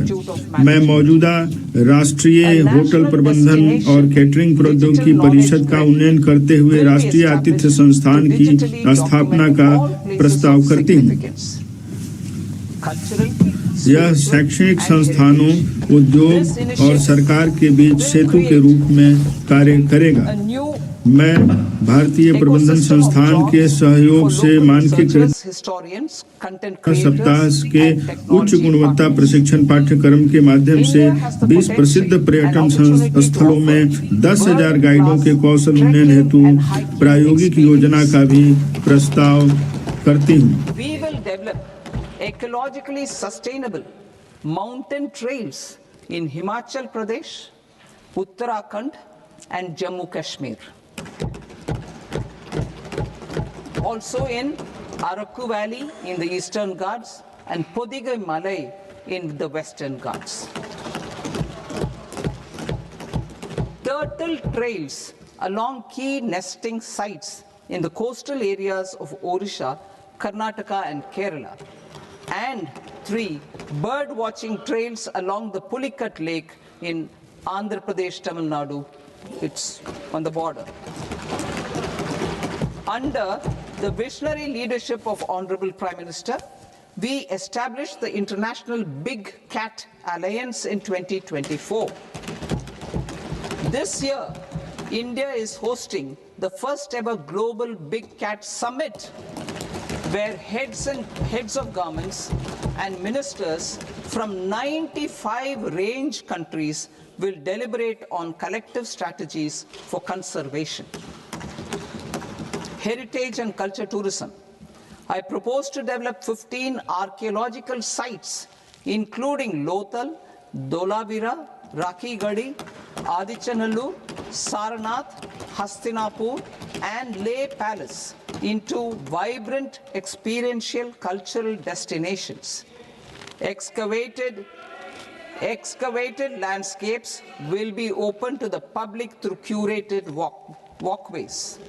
Immersive storytelling skills and technologies will be introduced to help conservation labs, interpretation centers, and guides. The sports sector provides multiple means of employment, skilling, and job opportunities.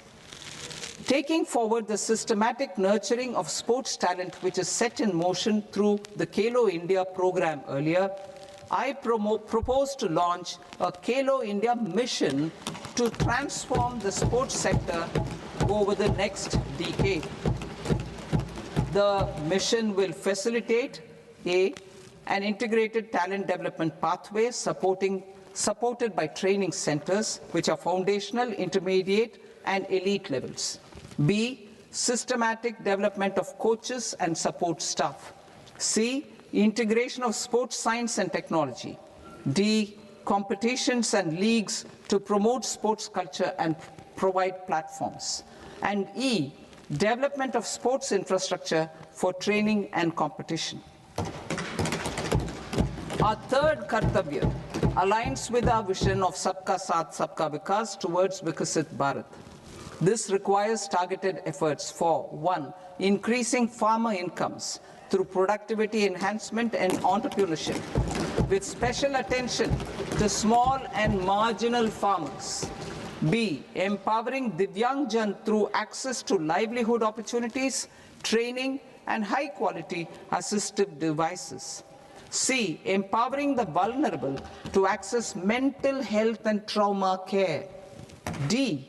Focus on the Purvodaya states and the Northeast region to accelerate development and employment opportunities.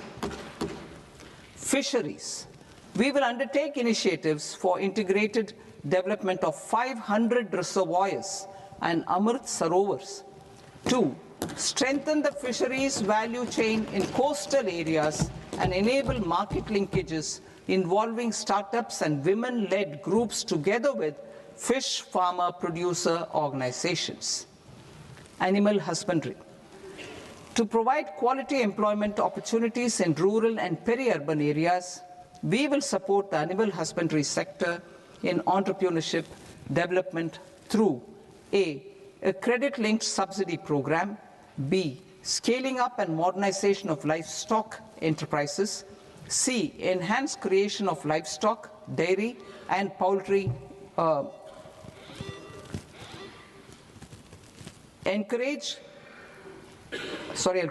enhanced creation of livestock, dairy, and poultry-focused integrated value chains, and D. Encourage creation of livestock farmer-producer organizations. High-value agriculture. To diversify farm outputs, increase productivity, enhance farmers' incomes, and create new employment opportunities, we will support high-value crops such as coconut, sandalwood, cocoa, cashew in the coastal areas, agar trees in northeast, and nuts such as almonds, walnuts, and pine nuts in our hilly regions. All of them will be supported. India is the world's largest producer of coconuts. About 30 million people, including nearly 10 million farmers, depend on coconuts for their livelihood. To further enhance competitiveness in coconut production, I propose a coconut promotion scheme to increase production and enhance productivity through various interventions, including replacing and non-productive trees with new saplings or plants or varieties in major coconut growing states. A dedicated program is proposed for Indian cashew and cocoa to make India self-reliant in raw cashew and coconut production and processing, enhance export competitiveness, and transform Indian cashew and Indian cocoa into premium global brands by 2030. Sandalwood. Sandalwood is closely linked to India's social and cultural heritage.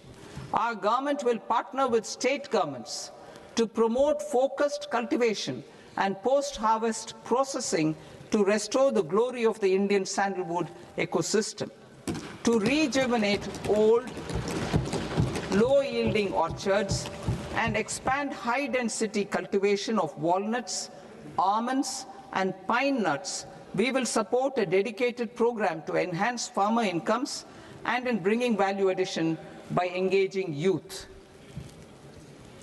Bharat Vistar, that is virtually integrated system to access agricultural resources. I propose to launch Bharat Vistar, a multilingual AI tool that shall integrate the AgriStack portals and the ICAR package on agricultural practices with AI systems. This will enhance farm productivity, enable better decisions for farmers, and reduce risk by providing customized advisory support. She-Marts for rural women-led enterprises. Building on the success of Lakpati Didi program, I propose to help women take the next step from credit-linked livelihoods to being owners of enterprises. Self-help entrepreneur, she, marts will be set up as community-owned retail outlets within the cluster-level federations through enhanced and innovative financing instruments. Empowering Divyangjan. Divyangjan Kaushal Yojana.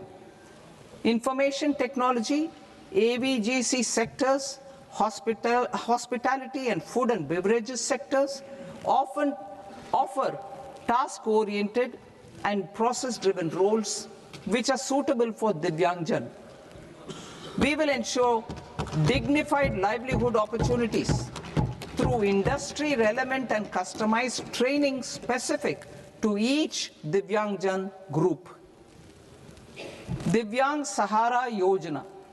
Timely access to high-quality assistive devices for all eligible Divyangjan is a fundamental need.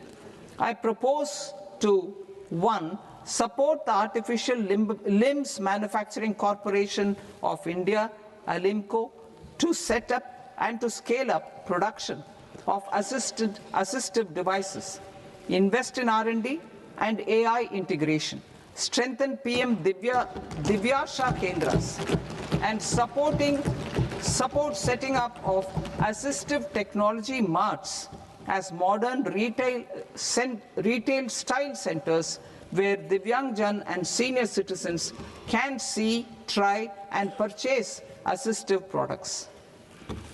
Reaffirming our commitment to mental health and trauma care. There are no national institutes for mental health care in North India. We will therefore set up a NIMHANS 2 and also upgrade national mental health institutes in Ranchi and in Tezpur as regional apex institutions. Emergencies expose families, particularly the poor and vulnerable, to unexpected expenditure. We will strengthen and increase these capacities by 50% in district hospitals by establishing emergency and trauma care centers. Focus on Purvodaya states and northeastern regions. Purvodaya. I propose the development of an integrated East Coast industrial corridor with a well-connected node at Durgapur, creation of 5 tourism destinations in 5 Purvodaya states, and the provision of 4,000 e-buses. Buddhist sites in northeastern region. The northeastern region is a civilizational confluence of Theravada and Mahayana or Vajrayana traditions. I propose to launch a scheme for development of Buddhist circuits in Arunachal Pradesh, Sikkim, Assam, Manipur, Mizoram, and Tripura. The scheme will cover preservation of temples and monasteries, pilgrimage interpretation centers, connectivity, and pilgrim amenities. 16th Finance Commission. On 17th November 2025, the 16th Finance Commission submitted its report to the President. As mandated under Article 281 of the Constitution, the government is to lay the report along with the explanatory memorandum on the action taken report on the recommendations of the Commission in Parliament, which, Sir, Honourable Speaker, you've allowed me to do at the commencement of the session. The government has accepted मंदिरों और मठों का संरक्षण, तीर्थस्थल भाषांतरण केंद्र, संपर्क एवं तीर्थयात्रियों की सुविधाएं शामिल होंगी। 16वां वित्त आयोग। 16वें वित्त आयोग ने दिनांक 17 नवंबर 2025 को अपनी रिपोर्ट राष्ट्रपति को प्रस्तुत की। संविधान के अनुच्छेद 281 के अंतर्गत दिए गए अध्यादेश के अनुसार सरकार ने आयोग की सिफारिशों पर की गई कार्रवाई की रिपोर्ट पर स्पष्टीकरण ज्ञापन के साथ यह रिपोर्ट संसद में रखेगी fiscal consolidation. सरकार ने Government has been माननीय delivering अध्यक्ष on our महोदय fiscal commitments इस सत्र की शुरुआत के साथ आप इसकी अनुमति देंगे। मैं उम्मीद करती हूँ सरकार ने 41% की दर पर अंतरण के ऊर्ध्व हिस्से को बनाए रखने संबंधी आयोग की सिफारिश को स्वीकार कर लिया है।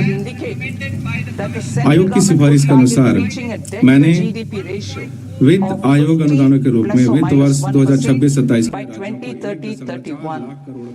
In line with this, the debt to GDP ratio is estimated to be 55.6% of GDP in BE 26-27, compared to 56.1% of GDP in RE 25-26. सरकार सामाजिक आवश्यकताओं पर समझौता किए बिना लगातार हमारी राजकोषीय वचनबद्धताओं को पूरा करती रही है। राजकोषीय प्रबंधन के स्वीकार्य मानकों को पूरा करने के लिए बजट 2025-26 में मैंने संकेत दिया था कि केंद्र सरकार वर्ष 2030-31 तक 50 में, जिसमें ±1% के ऋण से जीडीपी अनुपात तक पहुंचने का लक्ष्य रखेगी। इसके अनुरूप ऋण से जीडीपी अनुपात संशोधित अनुमान 2025-26 में जीडीपी के 56.1% की तुलना में बजट अनुमान 2026-27 में जीडीपी के 55.6% रहने का अनुमान है। गिरता हुआ ऋण से जीडीपी अनुपात धीरे धीरे ब्याज भुगतान पर व्यय को कम करके प्राथमिक क्षेत्र के व्यय के लिए संसाधनों को मुक्त करेगा। ऋण लक्ष्य के लिए एक मुख्य प्रचालनात्मक लिखित राजकोषीय घाटा है।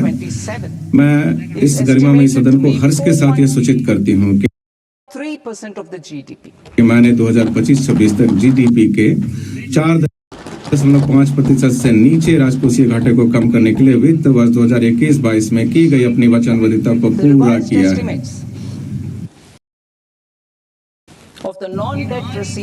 संशोधित अनुमान 2025-26 में राजकोषीय घाटे का अनुमान जीडीपी के 4.4% रहने का अनुमान है, जो 2025-26 के बजट अनुमान के बराबर है।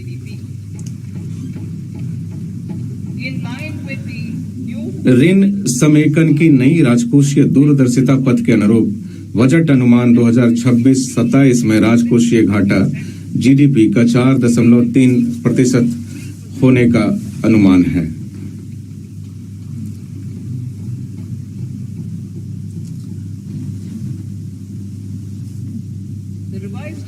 संशोधित अनुमान 2025-26 गैर ऋण प्राप्तियों का संशोधित अनुमान 34 लाख करोड़ है, जिसमें से केंद्र की निवल कर प्राप्तियां 26.7 लाख करोड़ है। कुल व्यय का संशोधित अनुमान 49.6 लाख करोड़ है, जिसमें से पूंजीगत व्यय लगभग 11 लाख करोड़ है।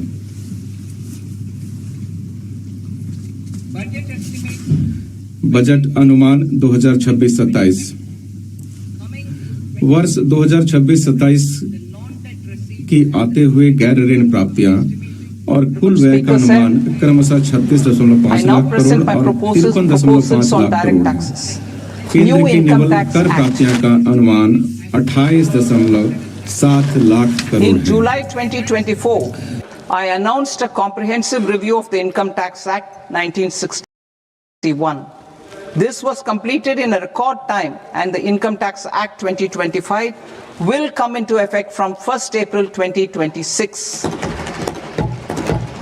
The simplified income tax rules and forms will be notified shortly, giving adequate time to taxpayers to acquaint themselves with its requirements.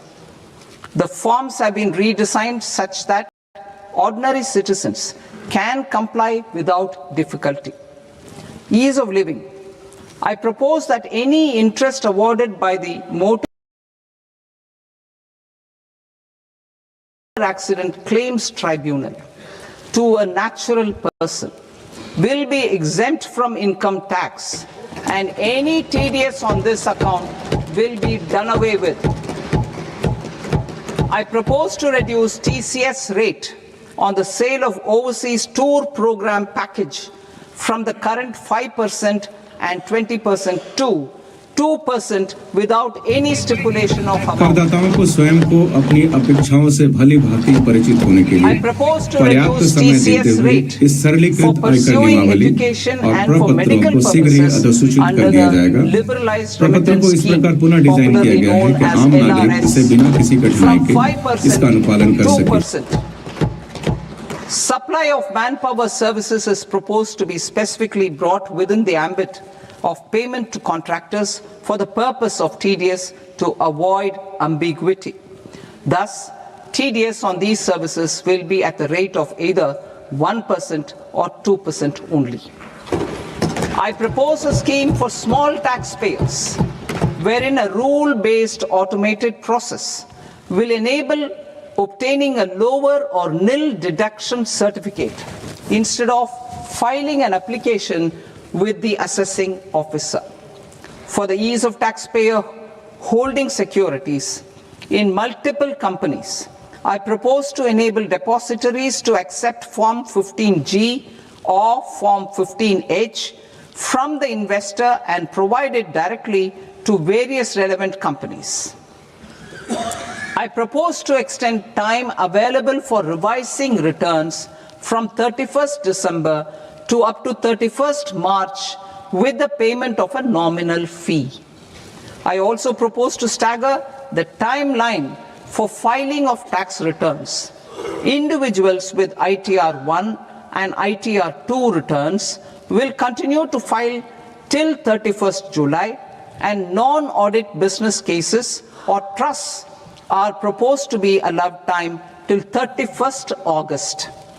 TDS on sale of immovable property by a non-resident is proposed to be deducted and deposited through resident buyers and his or her PAN-based challan instead of requiring a TAN, which is a temporary accounting number. To address practical issues of small taxpayers like students, young professionals, tech employees, relocated NRIs, and such others, I propose to introduce a one-time 6-month foreign asset disclosure scheme for these taxpayers to disclose income or assets below a certain size. This scheme would be applicable for two categories of taxpayers, namely, A, who did not disclose their overseas income or assets, and B, who disclosed their overseas income and or paid due tax but could not declare the asset acquired. For category A, the limit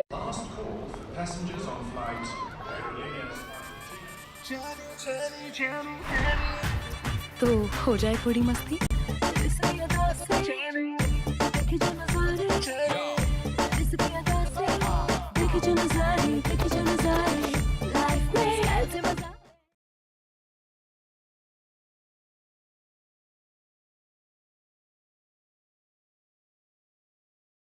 की सीमा 1 करोड़ रुपए तक करने का प्रस्ताव है।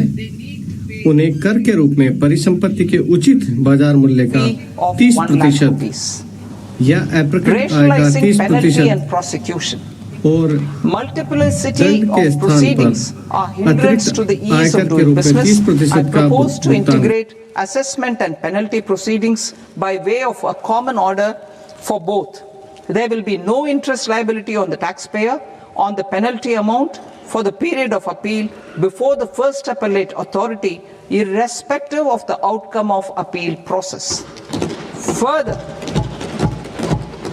quantum of prepayment is being reduced from 20% to 10% and will continue to be calculated only on core tax demand. As an additional measure for reducing litigation, I propose to allow taxpayers to update their returns even after reassessment proceedings have been initiated, and an additional 10% tax rate over and above the rate applicable for the relevant year. The assessing officer will then use only this updated return in his proceedings. There is already a framework for immunity from penalty and prosecution in the cases of underreporting. I propose to apply this framework for immunity to misreporting too. However, in such a case, the taxpayer will need to pay 100% of the tax amount as an additional income tax over and above the tax and interest due.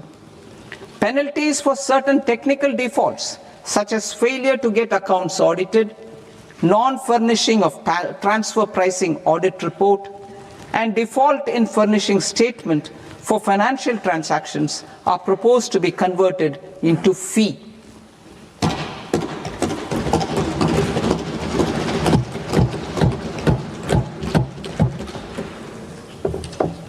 I propose to rationalize prosecution framework under Income Tax Act while maintaining a careful balance for deterrence in some serious offence.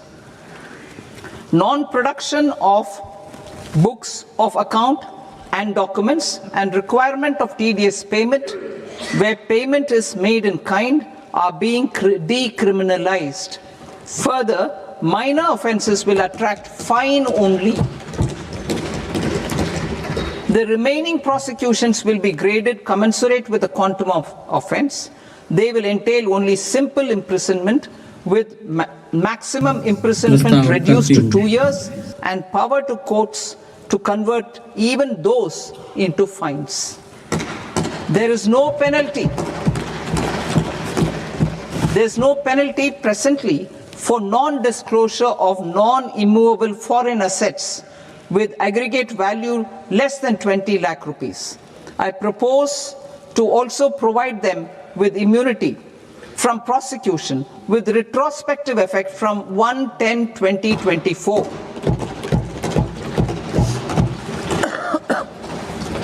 Cooperatives.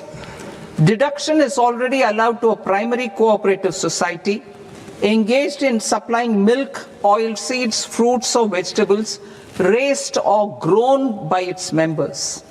I propose to extend this deduction to also include supply of cattle feed and cotton seed produced by its members. I propose to allow inter-cooperative society dividend income as deduction under the new tax regime to the extent it is further distributed to its members. I further propose to allow exemption for a period of 3 years to dividend income received by a notified national cooperative federation on their investments made in companies up to 31/1/2026. This exemption would be allowed only for dividends further distributed to its member cooperatives. Supporting IT sector as India's growth engine. India is a global leader in software development services, IT-enabled services, knowledge process outsourcing services, and contract R&D services relating to software development. These businesses and their segments are quite interconnected with each other. All these services are proposed to be clubbed under a single category of information technology services with a common safe harbor margin of 15.5% applicable to all. The threshold for availing safe harbor for IT services is being enhanced substantially from 300 crore rupees to 2,000 crore rupees. Safe harbor for IT services shall be approved by an automated rule-driven process without any need for tax officer to examine and accept the application. Once applied by an IT services company, the same safe harbor can be continued for a period of 5 years at a stretch at its choice. For IT services companies who want to conclude advanced pricing agreement, APA, I propose to fast-track unilateral APA process for IT services and endeavor to conclude it within a period of 2 years. The period of 2 years can be extended by a further period of 6 months on taxpayers' request. I propose to extend the facility of modified returns available to the entity entering APA to its associated entities also. Attracting global business and investment. Recognizing the need to enable critical infrastructure and boost investment in data centers, I propose provide I propose to provide tax holiday till 2047 to any foreign company that provides cloud services to customers globally by using data center services from India. It will, however, need to provide services to Indian customers through an Indian reseller entity. I also propose to provide a safe harbor of 15% on cost in case the company providing data center services from India is a related entity. To harness the efficiency of just-in-time logistics for electronic manufacturing, I propose to provide safe harbor to non-residents for component warehousing in a bonded warehouse at a profit margin of 2% of the invoice value. The resultant tax of about 0.7% will be much lower than in competing jurisdictions. To provide fillip to toll manufacturing in India, I propose to provide exemption from income tax for 5 years to any non-resident who provides capital goods, equipment, or tooling to any toll manufacturer in a bonded zone. To encourage vast pool of global talent to work in India for a longer period of time, I propose to provide exemption to global, non-India sourced income of a non-resident expert for a stay period of 5 years under notified schemes. I propose to provide exemption from minimum alternate tax, the MAT, to all non-residents who pay tax on presumptive basis. Tax administration. I propose to constitute a joint committee of Ministry of Corporate Affairs and Central Board of Direct Taxes for incorporating the requirements of income computation and disclosure standards, the ICDS, in the Indian Accounting Standards, Ind AS itself. Separate accounting requirement based on ICDS will be done away with from the tax year 27-28. To support Prime Minister Modi's vision of homegrown accounting and advisory firms to become global leaders, I propose to rationalize the definition of accountant for the purposes of safe harbor rules. Other tax proposals. Change in taxation of buyback was brought in to address the improper use of buyback route by promoters.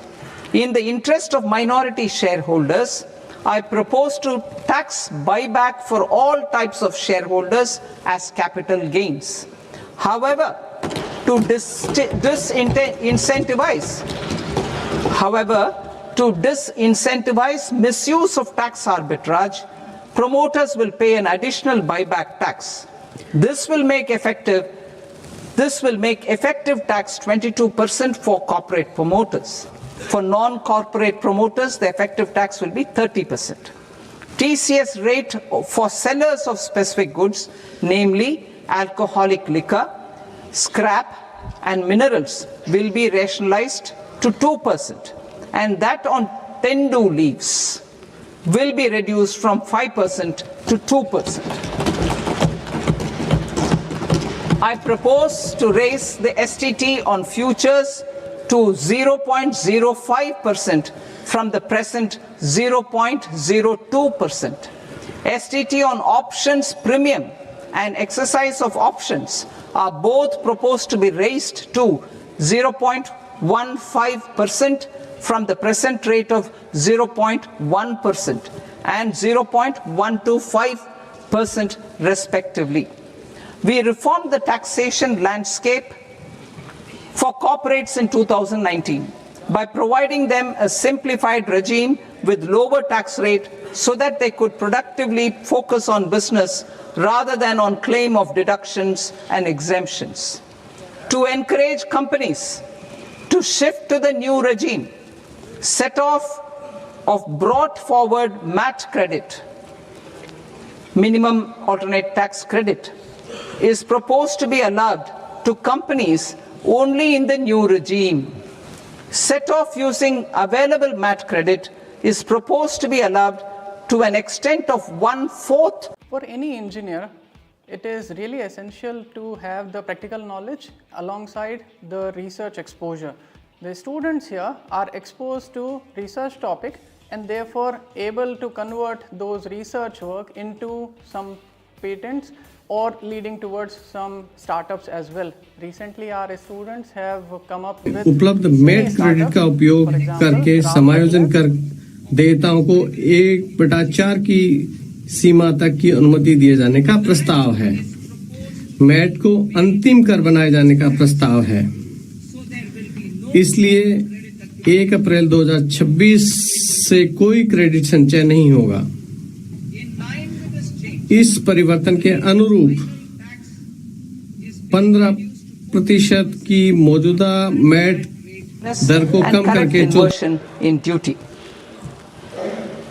To continue weeding out long continuing customs duty exemptions, I propose to remove certain exemptions on items which are being manufactured in India or where the imports are negligible. Similarly, to further simplify the process of ascertaining the rate of duty applicable on a particular item, I propose to incorporate certain effective rates in various customs notifications to the tariff schedule itself. I shall now take up sector-specific proposals. Promotion of exports of marine, leather, and textile products. I propose to increase the limit for duty-free imports of specified inputs used for processing seafoods for export from the current 1% to 3% of FOB value of the previous year's export turnover. I also propose to allow duty-free imports of specified inputs, which is currently available for exports of leather or synthetic footwear, to exports of shoe uppers as well. I propose to extend the time period for export of final product from the existing 6 months to 1 year for exporters of leather or textile garments, leather or synthetic footwear, and other leather products. Energy transition and security. I propose to extend the basic customs duty exemption given to capital goods used for manufacturing lithium-ion cells for batteries to those used for manufacturing lithium-ion cells for battery energy storage systems also. I propose to exempt basic customs duty on import of sodium antimonate for use in manufacture of solar glass. Nuclear power. I propose to extend the existing basic customs duty exemption on imports of goods required for nuclear power projects till the year 2035 and expand it for all nuclear plants irrespective of their capacity. Critical minerals. It is proposed to provide basic customs duty exemption to the import of capital goods required for the processing of critical minerals in India. Biogas blended CNG. I propose to exclude the entire value of biogas while calculating the central excise duty payable on biogas blended CNG. Civil and defense aviation. I propose to exempt basic customs duty on components and parts required for the manufacture of civilian training and other aircrafts. It is proposed to exempt basic customs duty on raw materials imported for the manufacture of parts of aircraft to be used in maintenance, repair, or overall requirements by units in the defense sector. Electronics. To deepen value addition in the consumer electronics sector, I propose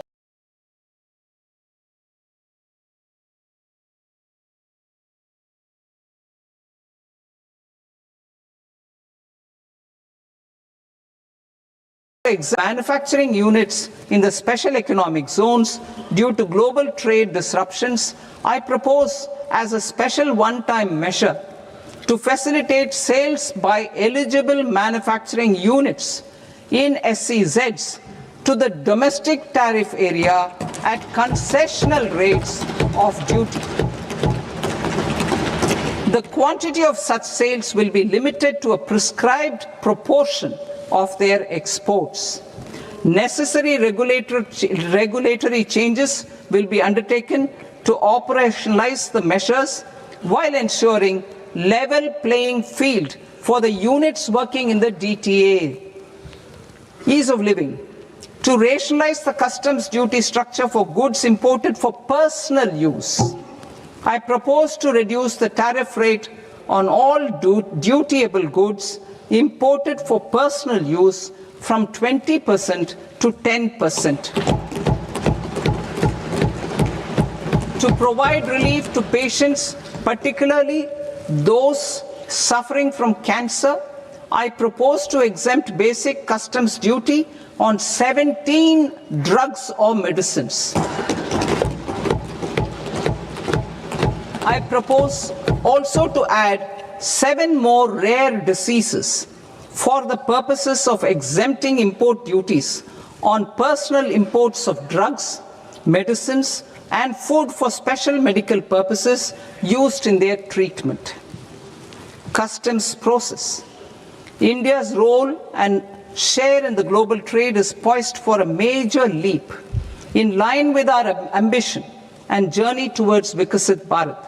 In this regard, I propose many measures for custom processes to have minimal intervention for smoother and faster movement of goods and greater certainty to the trade. Trust-based systems. I propose to enhance duty deferral period for Tier 2 and Tier 3 authorized economic operators, known as AEOs, from 15 days to 30 days. I propose to provide eligible manufacturer importers the same duty deferral facility. This should encourage them to get themselves accredited as a full-fledged Tier 3 AEO in due course. To provide greater certainty and for better business planning, I propose to extend validity period of advance ruling binding on customs from the present 3 years to 5 years. In the spirit of the whole of government approach,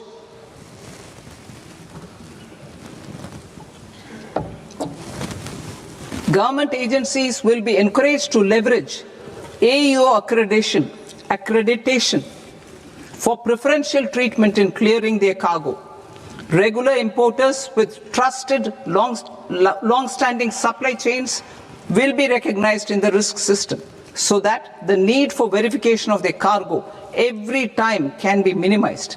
Export cargo using electronic sealing.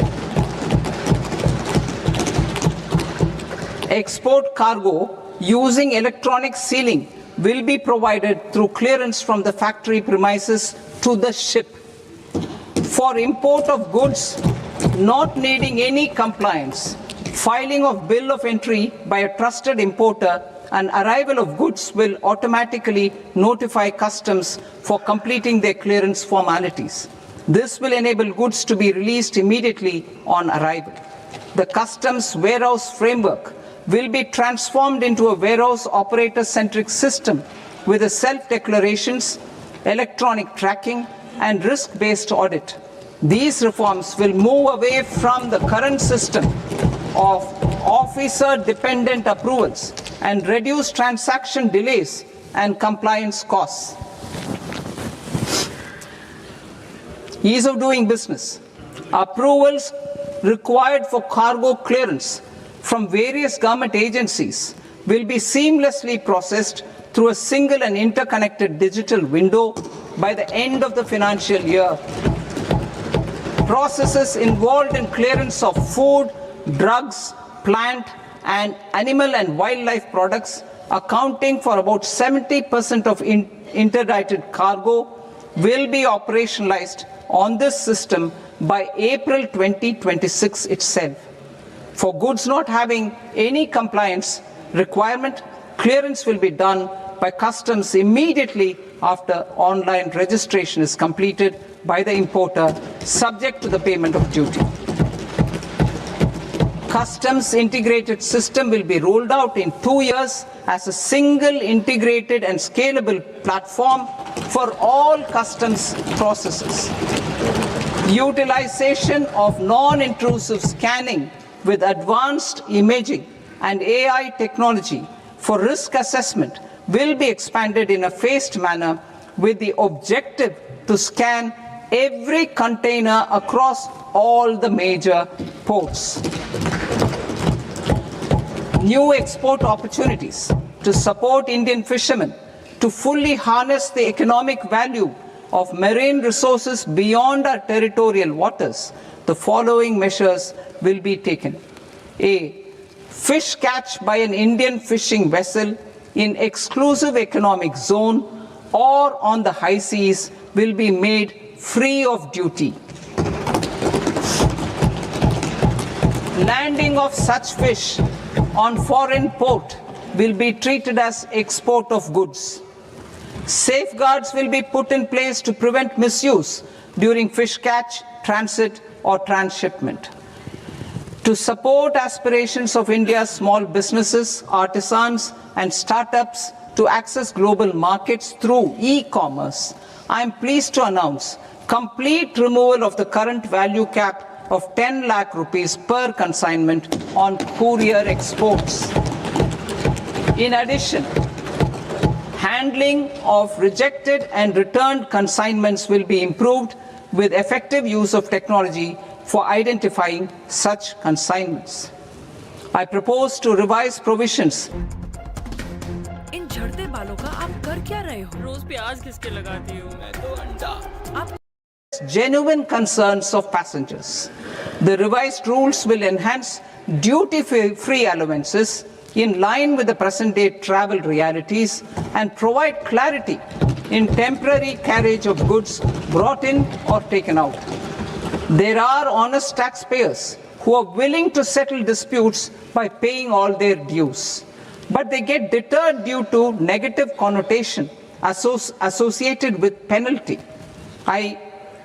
They will now be able to close cases by paying an additional amount in lieu of penalty. Honorable Speaker, sir, with this, I commend the budget to this august House. Jai Hind.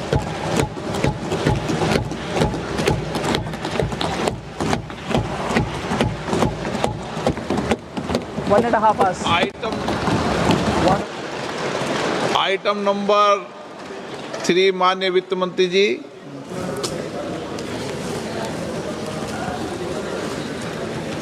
Item number 2 sir. 3 STT बढ़ना जाए और STT futures और options दोनों पर बढ़ा दिया गया है। आई थिंक इसकी जस्टिफिकेशन ये होगी कि सरकार चाहती है कि लोग फ्यूचर्स एंड ऑप्शंस ट्रेडिंग के बजाय ज़्यादा डिलीवरी बेस्ड, मतलब आप कह रहे हैं कि रादर देन रेवेन्यू रिसोर्स ये एक नहीं रेवेन्यू रिसोर्स तो है ही। ट्रेडिंग किसने बंद करनी है? ट्रेडिंग 90% 92% ट्रेडर्स पैसा लूज कर रहे हैं, ये तो लगातार बात हो रही है। उसके बाद भी नंबर बढ़ ही रहा है, वो तो बढ़ना ही है। लेकिन क्या हुआ था ना कि देखिए क्या होता है, एसटीटी का जो कलेक्शन है वो पिछली बार के मुकाबले कम हुआ, तो इसके लिए वो बढ़ा दिया। अच्छा एक चीज कहूँगा मैं, जो बायबैक टैक्स है ये पहले से थोड़ा सा बेटर हुआ है कंपैरेटिवली, तो in that sense I think ये थोड़ा सा मार्केट के लिए शायद सूदिंग होगा। इसके अलावा एक और नंबर जो शायद मार्केट को थोड़ा कम पसंद आया होगा वो होगा ये बोरोइंग का नंबर जो कि 17.2 लाख करोड़ के करीब है। सब्सटेंशियल हाइक है वीरू। एक दो चीज़ें और हैं, टीसीएस कम किया गया है जो टैक्स कलेक्शन एट सोर्स है, स्पेशली एलआरएस स्कीम के लिए, एजुकेशन के लिए और मेडिकल पर्पस के लिए। ये अब तक जो मेन नंबर्स हैं, लेकिन अभी के लिए मार्केट रिएक्ट कर रहा है वो है एसटीटी की इंक्रीज पर। बीएससी, एंजल वन, ये सारे के सारे स्टॉक्स आपको ब्रूटल फॉल के साथ काम करते हुए दिखाई देंगे। बीएससी का stock in fact I think lower circuit के करीब है, एंजल वन भी लोअर सर्किट के करीब है, बीएससी भी इस समय लोअर सर्किट लगा चुका है। हमारा पैनल जरा दिखा दीजिए, पूरा पैनल जो हमारे साथ तैयार है इस समय बजट के रिव्यू करने के लिए। हमारे साथ सौरभ मुखर्जी जी स्टूडियो में बैठे हुए हैं और साथ ही नीलेश शाह, भी जुड़ेंगे। विजय केडिया भी हमारे साथ जुड़ते हुए और इस पर बात करेंगे। Vijay ji, good afternoon. आवाज आ रही है? स्लो आ रही है, बहुत जोर आ रही है, एकदम आराम से आ रही है। विजय जी एसटीटी बढ़ा दिया, कैसे देख रहे हैं इसे आप? देख यार, एसटीटी बढ़ाना मैं पर्सनली उसको इतना ज्यादा खराब नहीं समझता हूँ, क्योंकि चलो फ्यूचर पे उसने एसटीटी बढ़ाया है, कि उनका ध्यान ये है कि फ्यूचर का जो एक्टिविटी है फ्यूचर ऑप्शन का वो कम करना चाहिए, तो मैं उसको इतना ज्यादा लेकिन अभी मार्केट का सेंटीमेंट एकदम खराब है, तो यहाँ पर जरा सा भी आप किसी को छुओगे तो भी ऐसे लगेगा कि काट लिया। अभी मार्केट का हालत ऐसा है, तो मार्केट उस पर रिएक्ट कर रहा है, तो वो तो ठीक है, अभी क्या करोगे, लेकिन बाकी सब इन्वेस्टमेंट के लिए कोई बेनिफिट नहीं है, तो वो एक नेगेटिव है। चलिए, अब बिल्कुल नीलेश भाई, आप कैसे देख रहे हैं इस एसटीटी की इंक्रीज को? हम बात कर रहे थे कि कहीं बढ़ा ना दें, एक डर ये था, कम तो किया नहीं, उल्टा बढ़ा दिया।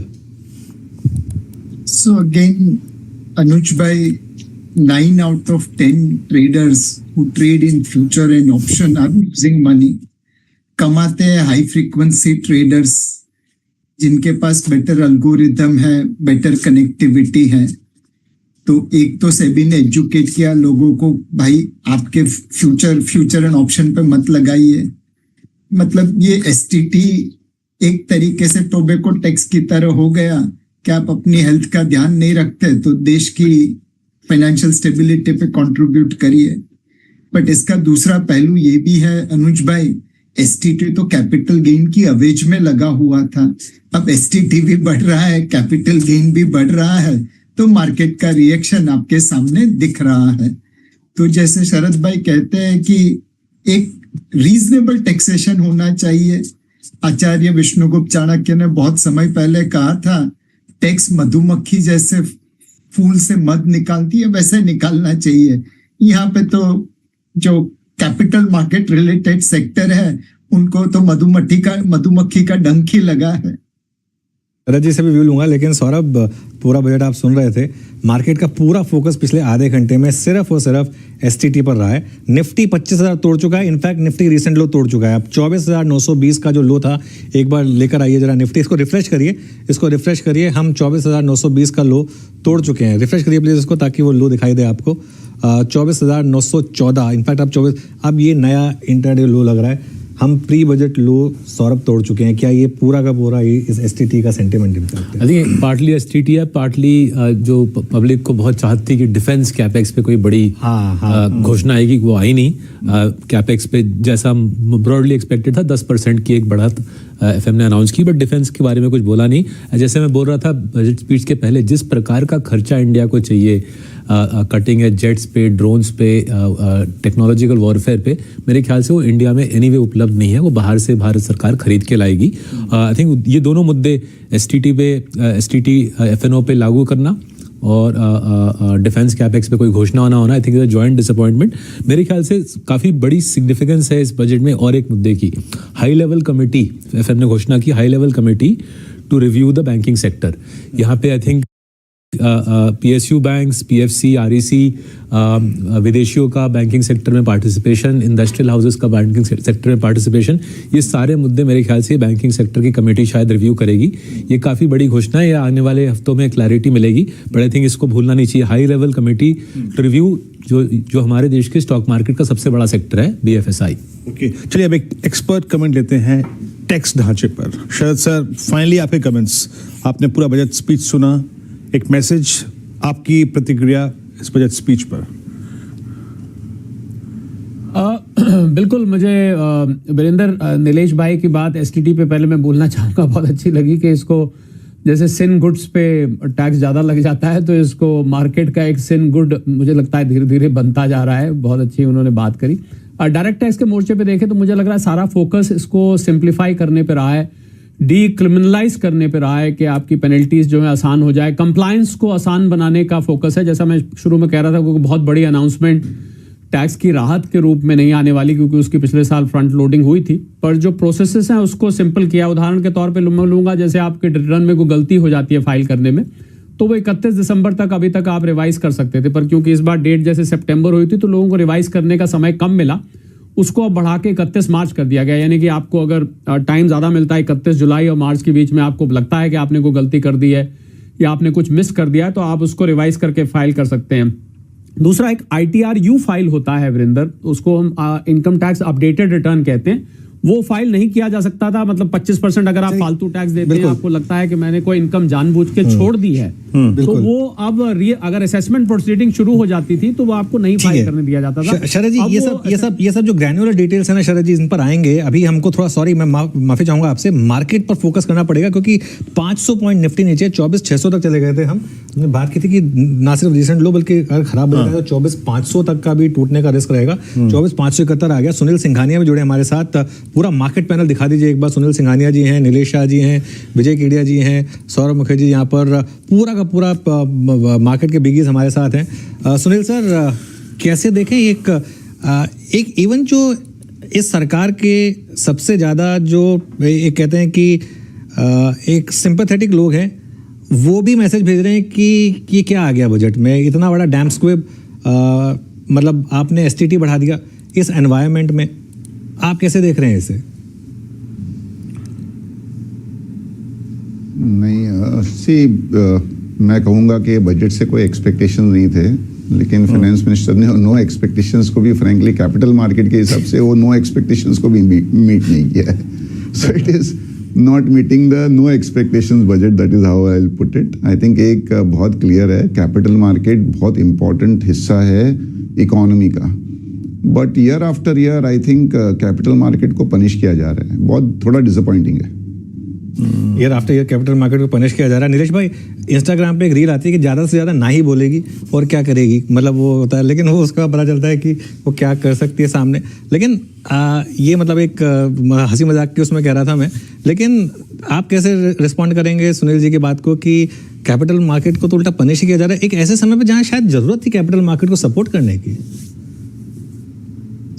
अनुज भाई, कैपिटल मार्केट को कुछ चीजें अच्छी मिली, जैसे बाईबैक के ऊपर आप स्लैब टैक्स से कैपिटल गेन पे चले गए फॉर नॉन प्रमोटर। पहली बार हमारे टैक्स के इतिहास में प्रमोटर और नॉन प्रमोटर के बीच में डिफरेंशिएशन किया गया है। हो सकता है कल को उठ के कैपिटल गेन में भी ऐसा डिफरेंशिएशन आ जाए। STT इंक्रीज जैसे सुनील भाई ने बताया क्लियरली उम्मीद से ज्यादा है, इससे इम्पैक्ट पड़ता है, बट होपफुली अगले साल अगर हम ज्यादा पुश करेंगे, रिक्वेस्ट करेंगे, मिन्नत करेंगे, तो जो STT कैपिटल गेन के अवेज में लगाया है, अब STT में बढ़ोतरी हुई तो अगले साल कैपिटल गेन में कटौती भी कर सकते हैं। चलिए, अगले साल का भी इंतजार रहेगा नीलेश जी, ऐसी क्या बात है, बहुत दूर नहीं है, वो भी 12 महीने सारे रह गए। अच्छा, डिसअपॉइंटमेंट्स की बात हो रही थी, आपने कहा एक बार डिफेंस में आपको डिसअपॉइंटमेंट हुआ है ना, केपेक्स फिगर पे आपका टेक। दूसरी बात ये है, अब क्या हम नीलेश भाई की ही कंपनियों पे फोकस करें, लाइक आई मीन वो AMCs पे फोकस करें जितने कैपिटल मार्केट स्टॉक्स हैं, उनका क्या करना है ऐसे? देखिए, मेरी सोच होगी थोड़ा सा हम अपने स्टॉक मार्केट के दायरे के बाहर सोचे। अभी तो वही सोचना पड़ेगा क्या करें।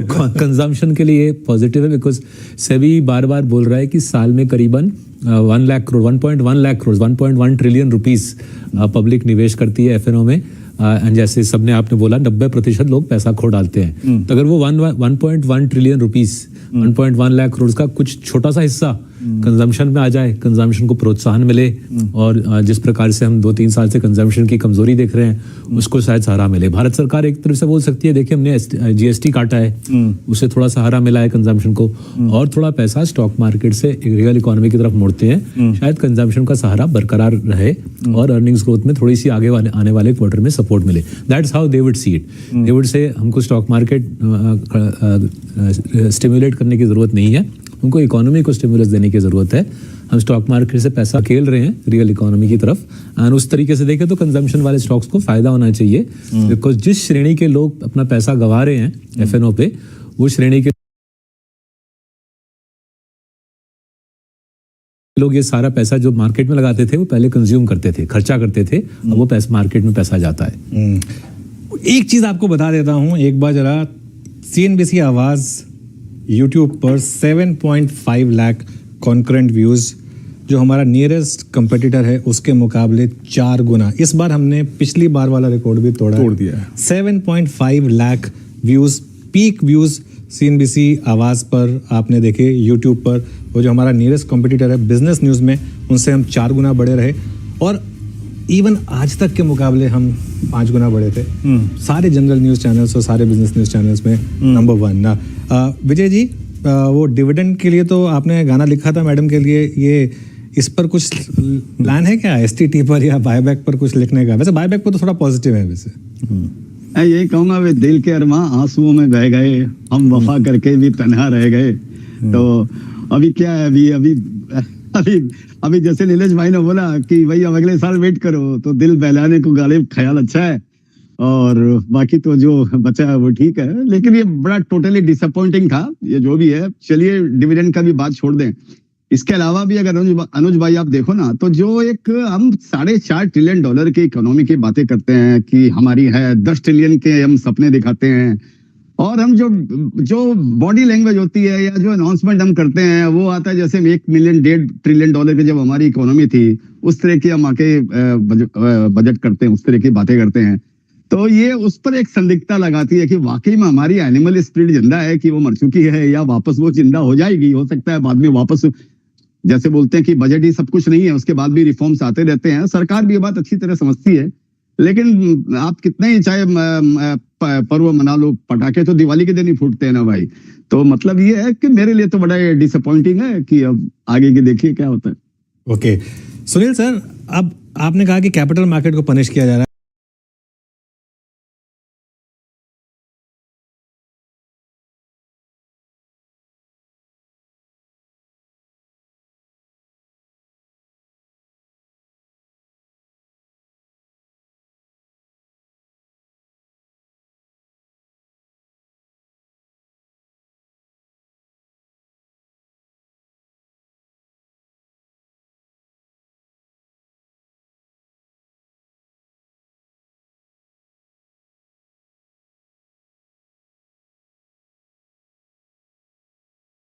और सबसे बड़ा हाईलाइट 2026-27 का यही कि जो कैपिटल एक्सपेंडिचर है, पूंजीगत व्यय है, उसमें लगातार बढ़ोतरी देखी जा रही है। साथ ही साथ कुछ विशेष राज्यों पर फोकस, केरल, तमिलनाडु और उड़ीसा जैसे जो मिनरल रिच राज्य हैं, रेयर अर्थ के लिए जाने जाते हैं, रेयर अर्थ मिनरल्स के लिए, उन पर विशेष फोकस किया गया है।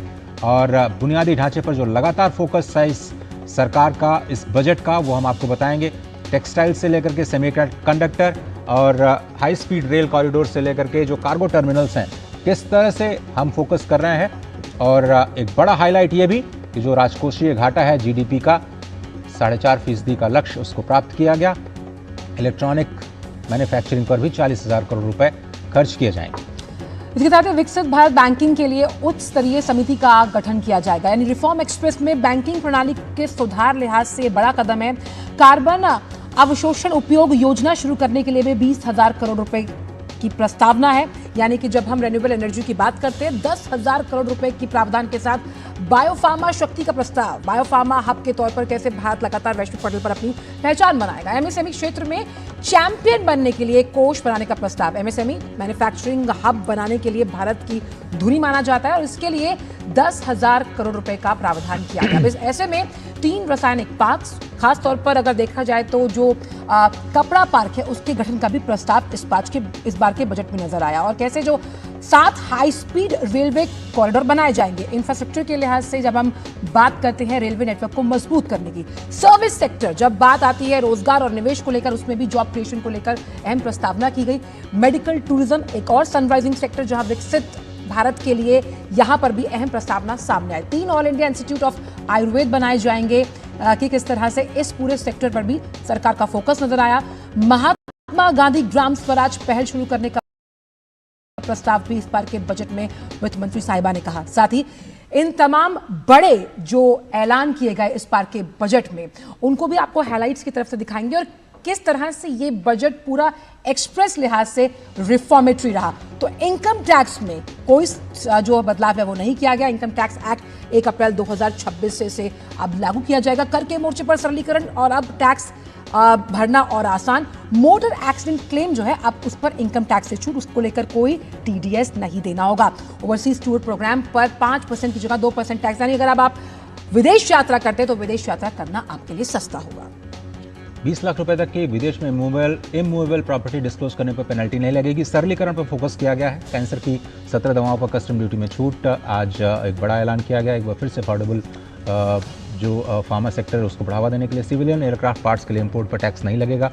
देश में मैन्युफैक्चरिंग को बढ़ावा देने के लिए, मेक इन इंडिया को बढ़ावा देने के लिए वित्त मंत्री ने कई ऐलान किए, उस पर हम लगातार आपको लिए चलेंगे। हमारे पास जो मेगा पैनल है उनसे आपका परिचय करा दें। इस वक्त मेरे साथ स्टूडियो में जो एक्सपर्ट्स मौजूद हैं, मुझे लगता है कि सबसे बेहतरीन पैनल इस वक्त आपके साथ होगा और एक बार अपने पैनल की तरफ लिए चलते हैं। इस वक्त डॉक्टर चरण सिंह आपको नज़र आ रहे हैं, ईग्रो फाउंडेशन के CEO, बहुत धन्यवाद सर। अर्थशास्त्री सचिन चतुर्वेदी जी, जो कई सारी भूमिकाओं में नज़र आते हैं, आज अर्थशास्त्री की भूमिका में हमारे साथ होंगे।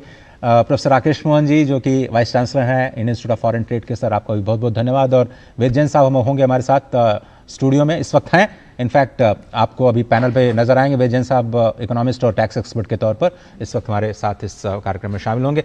सचिन सर, मैं आप ही से शुरुआत करना चाहता हूं, किस तरह से आप देखते हैं इस पूरे बजट को, और खासतौर पर ये जो लगातार देख रहे हैं कि ग्रोथ मोमेंटम को बनाए रखने के लिए फोकस सरकार का जो दिख रहा है और साथ ही साथ जो फिस्कल प्रूडेंस दिख रही है उसको हाईलाइट करते हुए आप ही से शुरुआत करते हैं। बिल्कुल ठीक कहा अजय जी आपने। मुझे लगता है कि जो आगामी वर्षों में भारत की आवश्यकताएं हैं, जो देश का भविष्य है, उसके प्रति समर्पित बजट है ये। इसमें अगर आप देखें तो जो स्किल और एम्प्लॉयमेंट को कनेक्ट करने की बात है, एक बड़ा वर्ग उद्योग का बार बार कह रहा है कि जो शिक्षित संस्थानों से आ रहे हैं वो एम्प्लॉयबल नहीं है। ये एक बड़ा मुद्दा हमारे सामने था, एम्प्लॉयमेंट, स्किल और एजुकेशन के गैप का, उसको एड्रेस करने का काम हुआ। जैसा आपने बिल्कुल सही कहा कि फिस्कल प्रूडेंस पूरी तरह से नियंत्रित रहा, सामने रहा, देश के सामने रहा। तीसरा मुझे लगता है जो मुद्दा सबसे महत्वपूर्ण है, जो 3 कर्तव्य वित्त मंत्री ने बताए और उन 3 कर्तव्यों का जो विशेष उन्होंने उल्लेख करके जिन उदाहरणों के साथ सामने रखा, वो अपने आप में एक महत्वपूर्ण, इस बजट को एक ऐतिहासिक बजट बताता है। वेद जी, खास तौर पर लोगों को उम्मीद जिस तरह से रहती है टैक्स स्लैब को लेकर, हालांकि इसमें कोई बदलाव नहीं किया गया है, लेकिन कर के मोर्चे पर जब हम सरलीकरण की बात करते हैं वेद जी, उसके बारे में बात यहाँ कही गई, और किस तरह से अब जो संशोधित ITR का जो डेट है उसको चेंज किया गया। अगर आप विदेश यात्रा करते हैं अब उस पर भी TDS नहीं देना होगा। ये जो तमाम टैक्स के मोर्चे पर प्रस्तावनाएं इस बार के बजट में दी गई हैं, इसे आप किस तरह से देखते हैं? देखिए क्या है कि जो हमारे 2024 और 2025 के बजट में स्ट्रक्चरल चेंजेस बहुत सारे किए गए। टैक्स रेट के बारे में आपने देखा 2024 में कैपिटल गेन के बारे में रिस्ट्रक्चरिंग गई और 2025 में 12 लाख तक की छूट दे दी। तो इस बजट में ये उम्मीद नहीं थी कि टैक्स रेट के अंदर प्रणाली में चेंज, लेकिन एडमिनिस्ट्रेटिव रिफॉर्म बहुत लार्ज स्केल पे जैसे किए गए हैं। आपने देखा TCS के बारे में उन्होंने बहुत सारे रेटों को कम किया है। पर्टिकुलरली सबसे ज्यादा जो मैं समझता हूँ कि इस बार जो कोशिश की गई है वो इनकम टैक्स में बहुत सारे प्रोविजनों को डीक्रिमिनलाइज करने की कोशिश की गई है। आपने देखा हर जगह उन्होंने, वित्त मंत्री जी जब अपना भाषण दे रही थी तो उन्होंने कहा कि हमारी कोशिश है ईज ऑफ डूइंग बिजनेस, और जब आप ITR भरते हैं, रिटर्न भरते हैं, तो उसके अंदर जो कमियां रहती हैं, जो ठीक रहती हैं, उसको ठीक करने के लिए किया गया। उन्होंने बहुत सारी डेट को रीपोजिशन किया है। जैसे उन्होंने ये देखते हुए कि प्रेशर होता है सरकार के ऊपर और IT स्ट्रक्चर के ऊपर कोई रिटर्न भरते हैं, तो उन्होंने 2 हिस्से में 31 जुलाई 31 अगस्त किया। रिवाइज करने के लिए उन्होंने 31 दिसंबर से 31 मार्च का टाइम दे दिया, और ये भी कह दिया कि आप जब रिटर्न भरते हैं और आपसे गलती होती है तो आप एक्स्ट्रा टैक्स देके 100% टैक्स देके आप उससे भी बाहर निकल सकते हैं। तो बहुत सारे ये एकदम रिफॉर्म्स किए गए हैं। जैसे आपने कहा टूरिज्म में TCS का कम करने के लिए उन्होंने रेट कम 5% से 2% का रेट कम कर दिया है। और इसी तरह से मुझे बहुत सारी उम्मीदें नहीं थी इस बजट में डायरेक्ट टैक्सेस में, ये देखते हुए कि 2025 में काफ़ी रिफॉर्म किए गए और इनकम टैक्स एक्ट 2025 का नया पिछली सेशन में पास किया गया था। उसके बाद मुझे उम्मीद बहुत नहीं थी, लेकिन फिर भी वित्त मंत्री जी ने यह ध्यान रखते हुए कि हमें 2047 का विकसित भारत बनाना है, तो हमारा जो इनकम टैक्स का कानून भी है वो उसी लाइन में होना चाहिए और उसी तरह से प्रोग्रेसिव होना चाहिए। उसी लाइन में उन्होंने बहुत सारी छूट देने की कोशिश की है। आपने देखा होगा एक छूट जो उन्होंने दी है वो 2047 तक दी है। स्पेसिफिकली उन्होंने कहा है कि अगर ये इनकम आती है तो आपको 2047 तक की छूट देके जाएगी। तो ये मैं आपको मानना पड़ेगा, ये एक बहुत ही प्रोग्रेसिव, विजनरी और एक बहुत सोचा समझा बजट है, जिसमें कि ईज ऑफ डूइंग बिजनेस और ईज ऑफ लिविंग दोनों को उन्होंने बहुत और आपने बहुत अहम बात की है कि जिस तरह से सुधार एक्सप्रेस की बात है, तो टैक्स के मोर्चे पर जिस तरह के रिफॉर्म्स लिए गए हैं, ये सुधार एक्सप्रेस को और स्पीड देने वाले हैं। दूसरे का डॉक्टर चरण सिंह, अब आपके पास आना चाहते हैं और खासतौर पर आपके जरिए हम इस बजट की पूरे हाइलाइट्स को ये समझना चाहते हैं। फाइनेंशियल सेक्टर रिफॉर्म्स पर काफ़ी बड़ी बात कही गई, उसके लिए शायद एक नई कमेटी का भी गठन किया गया है। विकसित भारत के लिए फाइनेंशियल सेक्टर में कौन से बड़े रिफॉर्म्स की ज़रूरत है जो आपको लगता है कि इस बजट से एक नई दिशा आती हुई दिखाई दे रही है आपको? सबसे पहले तो मैं ये कहना चाहूँगा कि ये जो बजट है, ये एक सीढ़ी जो 2047 तक हमें लेके जा रही है, उसका पहला पग था। तो वो ये बजट उसमें पूरा उतरता है। जिस तरीके पूरी भूमिका वित्त मंत्री जी ने सेट की और कहा कि हम जिस तरीके आगे बढ़ रहे हैं, सबका साथ सबका विकास, ग्रोथ पे हम लोग जोर डाल रहे हैं, एम्प्लॉयमेंट ओरिएंटेशन पे जोर डाल रहे हैं। अब ये जितना भी विकास होना है वो फाइनेंशियल सेक्टर सपोर्ट के बिना नहीं हो सकता है। तो इसीलिए जो इन्होंने इस बार कहा, और मुझे लगता है बहुत मूल बात कही, कि एक high level committee on financial sector on banking बनाना है। अब बैंकिंग के ऊपर गवर्नेंस के भी रिफॉर्म्स होने हैं, कंसोलिडेशन के भी रिफॉर्म्स होने हैं। इसमें नॉन बैंकिंग फाइनेंस कंपनीज का क्या रोल होगा? इस समय जो हमारी स्थिति है, करीब $4 ट्रिलियन की इकॉनमी है, हमने 35 तक लेके जानी है। उस टाइम तक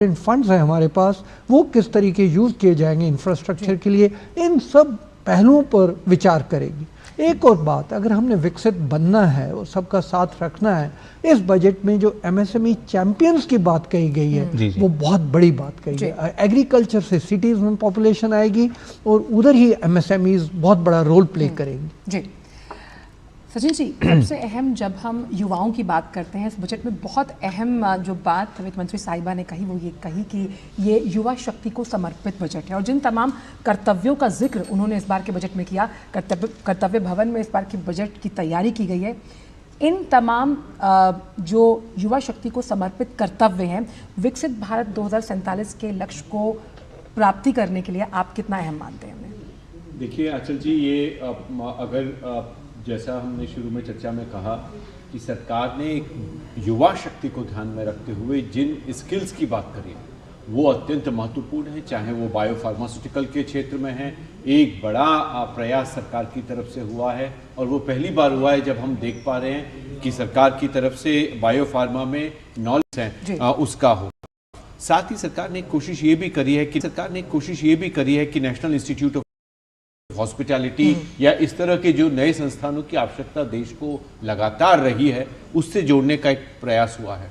इसी में नाबार्ड और फाइनेंस के जो सेक्टर्स हैं, उन लोगों को जोड़ने का काम किया गया है। जो सरकार ने मैं समझता हूँ सिटी इकोनॉमिक जोन बनाने की बात की है, तो जो सिर्फ महानगर और महानगरों में सीमित छात्र और संस्थान हैं, उनके आगे देखने का प्रयास हुआ है। तो टीयर 2, टीयर 3 सिटीज में जो हमारे इंस्टीट्यूशंस हैं, उनको क्या इससे लाभ होगा और आर्थिक क्षेत्र में वो क्या महत्वपूर्ण भूमिका निभा सकते हैं, इसके ऊपर काम करने में उनको आसानी मिलेगी। जी, आगे बढ़ते हैं और प्रोफेसर डॉक्टर राकेश मोहन जी, आपसे हम समझना चाहते हैं, ये बहुत लोग चर्चा कर रहे थे बजट के पहले कि शायद जो टैरिफ लगाए गए हैं पूरी दुनिया में, भारत पर उसका क्या असर होगा, उसको लेकर के भी इस बजट पर उसकी कुछ छाया ज़रूर दिखाई देगी। मैन्युफैक्चरिंग को बढ़ावा देने के लिए ये जो बहुत बड़ा फोकस नज़र आ रहा है, जिस तरह से सचिन सर ने कहा कि स्ट्रैटेजिक और फ्रंटियर सेक्टर्स का चुनाव किया गया है, कितना इंपॉर्टेंट है इस पूरे टैरिफ के अनिश्चितता के माहौल में इस बजट में मैन्युफैक्चरिंग और खासतौर पर सर्विसेज पर जो फोकस किया गया?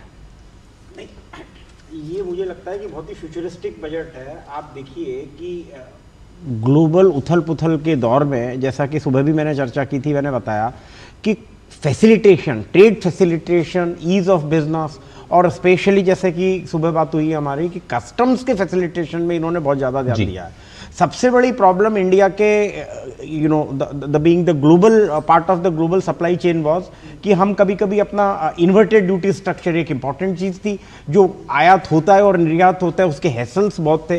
तो कस्टम्स में इतने सारे सुधार आप देखिए किए हैं कि वेयर इन कई जगह ये भी है कि ट्रस्टेड इंपोर्टर की बात कही गई है, जो अपने आप ये बता सकते हैं कि उन्होंने क्या इंपोर्ट किया वैल्यू। फिर 100% scanning use with AI technology की बात की गई है। और ग्लोबल ट्रेड एनवायरनमेंट रोज बदल रहा है। We are living in a dynamic trade environment. अभी हमने यूरोपियन यूनियन से समझौता किया, 27 कंट्रीज वो भी एक्सपेक्ट करते हैं, कोई भी देश ही एक्सपेक्ट करता है जो हमको एक्सपोर्ट करता है या हमसे इंपोर्ट करता है कि हमारे कस्टम्स में प्रॉब्लम ना हो, हमारे लॉजिस्टिक्स में प्रॉब्लम ना हो। तो उसका एक बहुत ज़्यादा ध्यान दिया गया। और मुझे कई साल से लगता था कि फ्रीबीज जो जिस तरह के दिए जाते incentive, they were only short term incentive. Hindustan को अगर कॉम्पिटिटिव बनाना है तो हमको स्ट्रक्चरल चेंज करने पड़ेंगे, स्ट्रक्चरल सुधार करने पड़ेंगे। अब इसके अंदर देखिए, आज जो कंटेनर की बात कही गई है, कंटेनर में भारत का शेयर, एक कंट्री विद 18% पॉपुलेशन, हमारा शेयर 1% से भी कम है।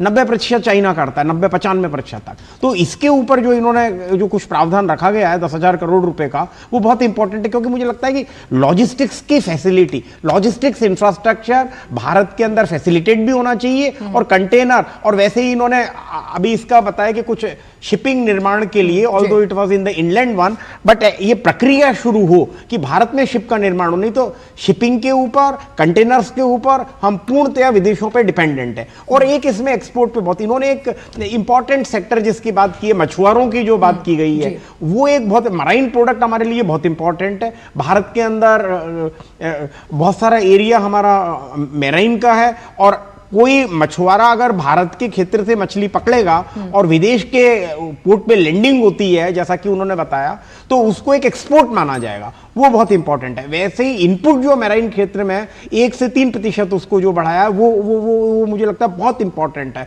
तो इससे क्या है कि इफ ट्रेड इज फैसिलिटेटेड तो हमारा एक्सपोर्ट निश्चित रूप से बढ़ेगा। और ये कहने में कोई अतिशयोक्ति नहीं है कि एक्सपोर्ट भारत की ग्रोथ के लिए अत्यधिक आवश्यक है। और धीरे धीरे with all these FTAs being signing, और आप देखिए भारत ने सिद्ध करके बता दिया है कि मुश्किल परिस्थितियों के अंदर भी हम नेविगेट कर पाए, हमारी ग्रोथ रह पाई। और बजट में एक चीज का जो ध्यान गया सबसे इंपॉर्टेंट, वो फिस्कल प्रूडेंस, फिस्कल डिसिप्लिन, उसमें बिल्कुल कंप्रोमाइज नहीं किया गया।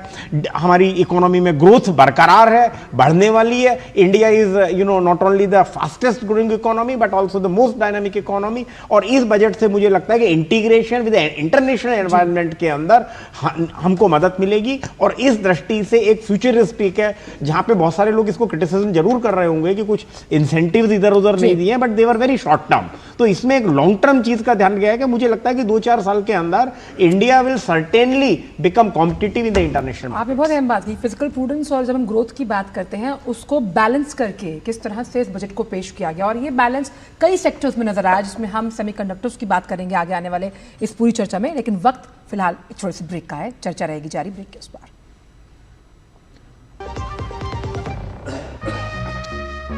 क्या आपकी कार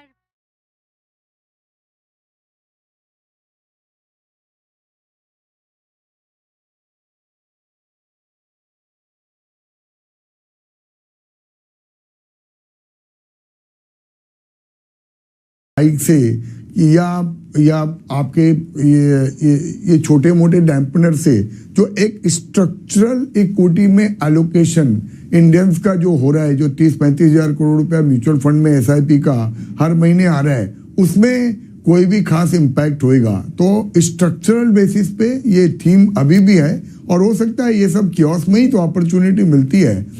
और मैं अनुज का एक जो क्वेश्चन था मैं भी लेना चाहूंगा कि अपॉर्चुनिटी एक्चुअली है कहाँ पे। तो अगर आप देखो, सबका ध्यान इस वक्त ना, क्योंकि सबके पास बहुत बड़ा पैसा है, म्यूचुअल फंडों के पास बहुत बड़ा पैसा है, FIs के पास बहुत बड़ा पैसा है, तो सबका ध्यान सिर्फ लार्ज कंपनीज में है। मुझे ये लगता है कि स्मॉल कैप में और स्लाइटली स्मॉलर मिड कैप में बहुत शार्प करेक्शन हुआ है मार्केट में पिछले 12-18 महीने में।